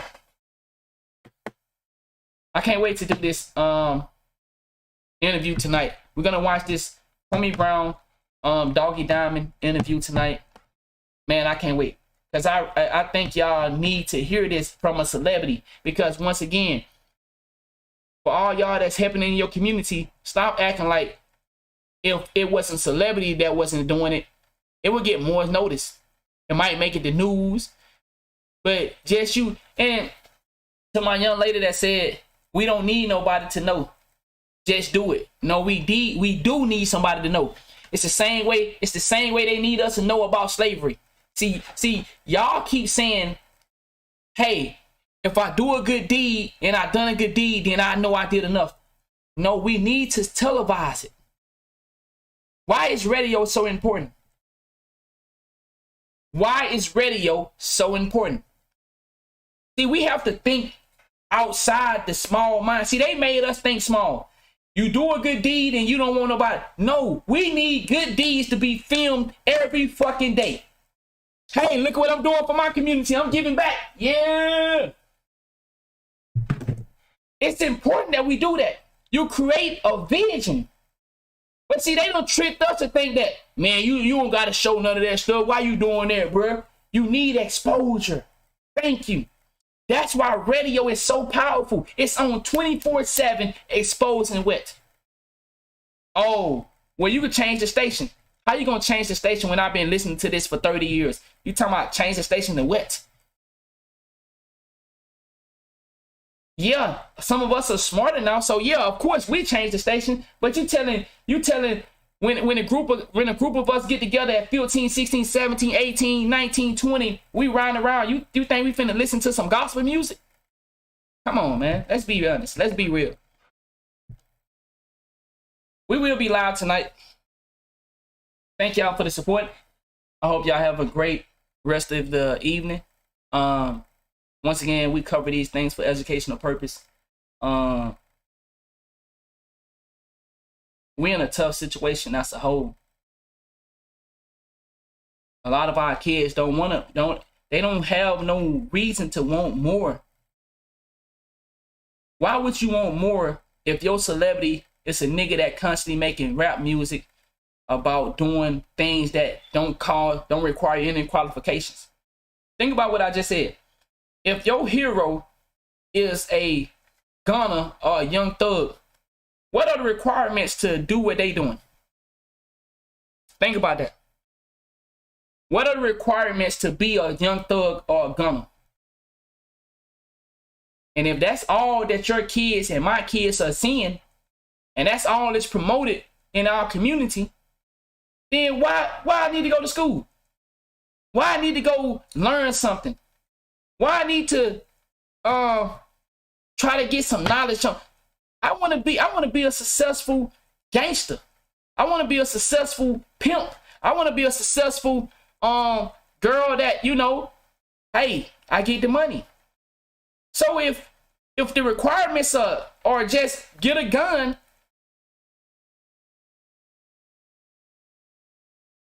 know all the lyrics to your favorite artist, then why would I go try to be anything else? Why would I try to do anything other than what I'm seeing in my community? And you know, it makes me, you know what's so fucked up? And I know I got a lot of y'all in here. For you older people to not understand the game. It hurts me that my dad don't understand. Because y'all grew up in a time to where y'all don't get it. Because y'all grown, y'all feel like y'all know everything. Because you 40, 50, 60 years old. I know what it is. I know what it is. You can't tell me it's just because you lazy. Dad, every time I go down there, they saying they ain't hiring. No, you ain't trying to do nothing with yourself. You grown people, you make it so hard because we need y'all, because y'all know more than us. Y'all understand the old ways, but we telling you the new ways. And now it seems like we got to bump head with the older people because we trying to get you to see, yo, so Dad, this whole time they put us in this system to where they made us fight. Oh, what the hell you talking about? Boy, you crazy. Dad, I'm telling you, they made us fight for the bone. They made us fight for the bone. That's why it's only one water fountain over here. But if you go down the road, it's 1,000 water fountains. And they don't have to get in line and say, man, let me get some water. I'm thirsty. Man, let me get some more. Man, I'm hungry. I'm hungry. Boy, boy, what's wrong with you? I say, we are at a disconnect even with the elders. The elders are stuck in their ways and they can't see that their information information wasn't as easy for them to obtain. But now the younger kids are coming up, not the younger ones are coming. Well, it's a lot of young kids are coming up gaining knowledge as well, but it's like we are trying to say, Dad, I told you they assassinated JFK. Well, here go the documents. So it's like we are learning so much about the world and we try to go take it to our parents and they shut us down. Go to church. You just need God in your life. I understand and I respect y'all. You know, I don't have an issue with what you believe in. I believe in God as well.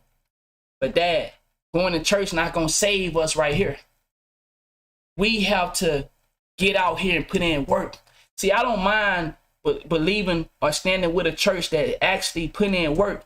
But when I'm talking about these people like this,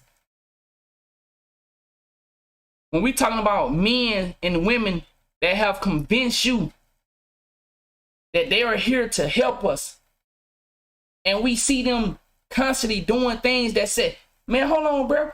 Why can't we go help in the community? And then the preacher say, get out of here. See, I'm one of the guys that have been shut down by so many preachers. I done talked to so many preachers. And they said, I was so hurt one time, man. I had talked to this preacher about putting together an organization to where we can go out and help. I had put a lot of my money. I was telling him, like, I saw, man, I got a good job. I want to start putting my money. This real shit. I called my girl, my girl, she, like, we was there. We was so happy. I was telling my girl, I said, man, the preacher said he gonna call me. He said he gonna call me. But I started seeing some stuff. I said, man, we come here every day. We got people that need us. But every day we just sitting in this church. I said, we got to get out there and put in the work. He said, man, I like where your head at. This is real shit. He said, I like where your head at, man. Boy, you gonna be a fine one here. He said, I'm gonna get with you tonight. I'm gonna call you tonight, man. I waited for hours, man. Hours. This done happened so many times. When you start seeing things like, let's go out and put in the work. Let's not just sit in here and take up these donations. Yeah, the church look real good. But man, did you see the way that lady, she barely can make it in the car she driving? But if you talk like that to your parents, oh, you the devil. Dad, how am I the devil because I want us to go out here and help? Talking about a book, no disrespect to my people in here, because you can see where my heart at. But see, this is why some of y'all disconnect with me. Because when I start saying this stuff, see, you agree with me on the other shit. But when I start saying we reading the same book every day. So you telling me I'm 30 years old, and for 30 years we've been reading this same book. Can we go put in some work now? I got the book. I done heard you talk about it 1,000 times. I'd have been going here for 30 years, man. Let's go put in some work now, big dog. Oh, you the devil. So now I'm the devil? Wow. Now I'm the devil because I'm ready to put in the work. I done heard the book. I get it. Let's go put in the work. Oh, shit. Now you step away from me. Now you say I'm crazy. But I went crazy a minute ago. But now I'm crazy. I see what it is. I see what it is. I see what it is, man. But we're gonna go over the interview tonight. I appreciate each and every one of y'all taking the time out your day to hang out with me. Once again, I do this stuff for educational purpose. I'm not here to gain any monetary gain. I die doing what I'm doing. And I say that so proudly. I love saying that. I'm gonna die doing this. I love saying that. It makes me feel so good to know that I actually have a purpose. See, a lot of us don't have purpose, so we get mad and angry at other people that have purpose. I actually found something that fits my life. My whole time being a gangster, I was running from who I really was. Inside, I'm a nigga filled with joy. But I thought I was a gangster at one point. I done did some things that I should be sitting right beside Young Thug. But I changed my life because I said, man, I gotta start being real with myself. Nigga, you love kids. You knew you grew up with nothing, and you know you don't want that for them kids. Y'all don't want to live the life I lived. I grew up, like I said, I say this for the new people. This is a lifestyle I had, and I'm gonna end it on this. Where I came up, I had to piss and shit outside. Because the house I was living in did not have a bathroom. Water leaked through the roof. Buckets all around the house. My daddy had to cook on a hot plate. And I ate beanie weenies every day. So, when I started to embrace who I really was, and see, like I said, the reason a lot of us can't be content because we don't want to embrace that we really came with nothing. So you're trying your best to get something, and it frustrates you to see, and it frustrated me. That's why I became a gangster, and I wanted to take, and I wanted to hurt. I was angry. How the fuck these people get to live these lives and I'm born with nothing? Nigga, you talking about a nigga that was mad. Most gangsters don't want to live the life they living. Most of us are angry. I was angry, dog. You can't miss what you never had, but goddamn, you can want it. I was angry as a kid to know that my dad is trying his best, but his best is not like dad. Why we gotta live in this condition? Why I can't eat every night? Why I gotta eat only when I go to school? Why I gotta eat a ham sandwich, go to sleep, and hope that school have some good for me to eat? A lot of us is angry. We don't want to rob you. We don't want to be standing on the block selling drugs to the people that we love. But nigga, a lot of people are angry. And I'm telling you, they set it up like that. They knew we was going to be angry. They knew people was going to retaliate. They knew people would steal and kill and rob. And guess what? For them, it's a great business flip. But for you, your life gone. All because you wanted love. You wanted a real family. But your family can never be at home with you. But the people that own the business, thank you. I appreciate you saying that, Tyler. Check this out. I'm going to say this and then I'm going to go. I know I said I'm going to go. But I told y'all, when I get people that can listen, really want to listen to me, man, I can go. I'm going to say this and I'm going to leave. The people that send our brothers and sisters off to fight these wars, anybody ever question how they get to sit at home and make these calls? Send our brothers and sisters all over the world. And some of our brothers and sisters don't want to be gangbangers. They don't want to be thugs. So the best thing they can do is join the military. And there's a guy that get to sit at home with his family every night. But guess what? He making the calls for you to go sacrifice your life. That never crossed your mind?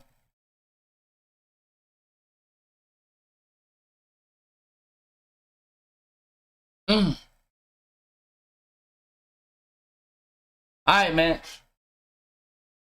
I appreciate y'all for the support. I ain't trying to disrespect nobody. Wow. Look at my boy. 24 hours in a day. No excuse. W comment. I ain't trying to disrespect nobody. I'm just saying, at what point are we going to wake up? There's too much information out here. There's too much information out here.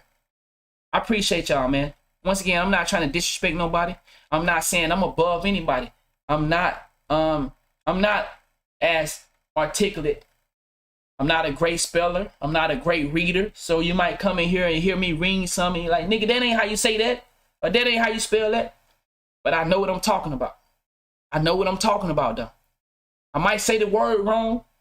Words might come out my mouth wrong. But I'm telling you, I grew up, got my GED, I left school, and then I started to travel, and I seen the world, and I seen how I've been tricked. I seen how we've been preyed upon. And, so things not going to be as clear. But if you listen to me, I'm telling you, I know some shit, bro. And I know ways that we can help better our community. But I'm telling you, we have to all try to figure out as a whole to break this connection with these celebrities. Because if he wasn't a celebrity, would we put so much value into Mr. Bishop Lamar? Who would give a fuck about him? He'll be another nigga preaching the book. But now, he got the celebrity status. Now he able to fucking commit fraud. I appreciate that, nigga. He said the leading of that him. He also said there was more. But see, I agree with that. I fully agree with that. I fully agree with that. There's a lot of kids that are catching on. But we got more that are not catching on than that are catching on. You, no disrespect to my ladies. You do have a right to do whatever you want to do with your body. But y'all think that they just stop abortion because they care about the kids? Come on now. Pay attention, dog. You think they stop abortions because of the kids? Come on now. You smarter than that. You smarter than that. This is business. Think about what was going on. COVID made a lot of people go out and create business. Think about how much money they lost behind that. Y'all, these people are insane. Okay, that might be a little too deep. Some of y'all might not be there with me right there. Okay, y'all have a good night, man. I'll be back. We'll be back at 10 o'clock. I'll be back at 10 o'clock, 10 p.m. Eastern. Thank you. And see, some of y'all paying attention, but I understand a lot of people don't be ready because they don't know me yet. So I'm on a different level. I speak surface shit so I can get the connection to some of y'all. And then after we get the connection, then I can talk about some shit because these people are sick.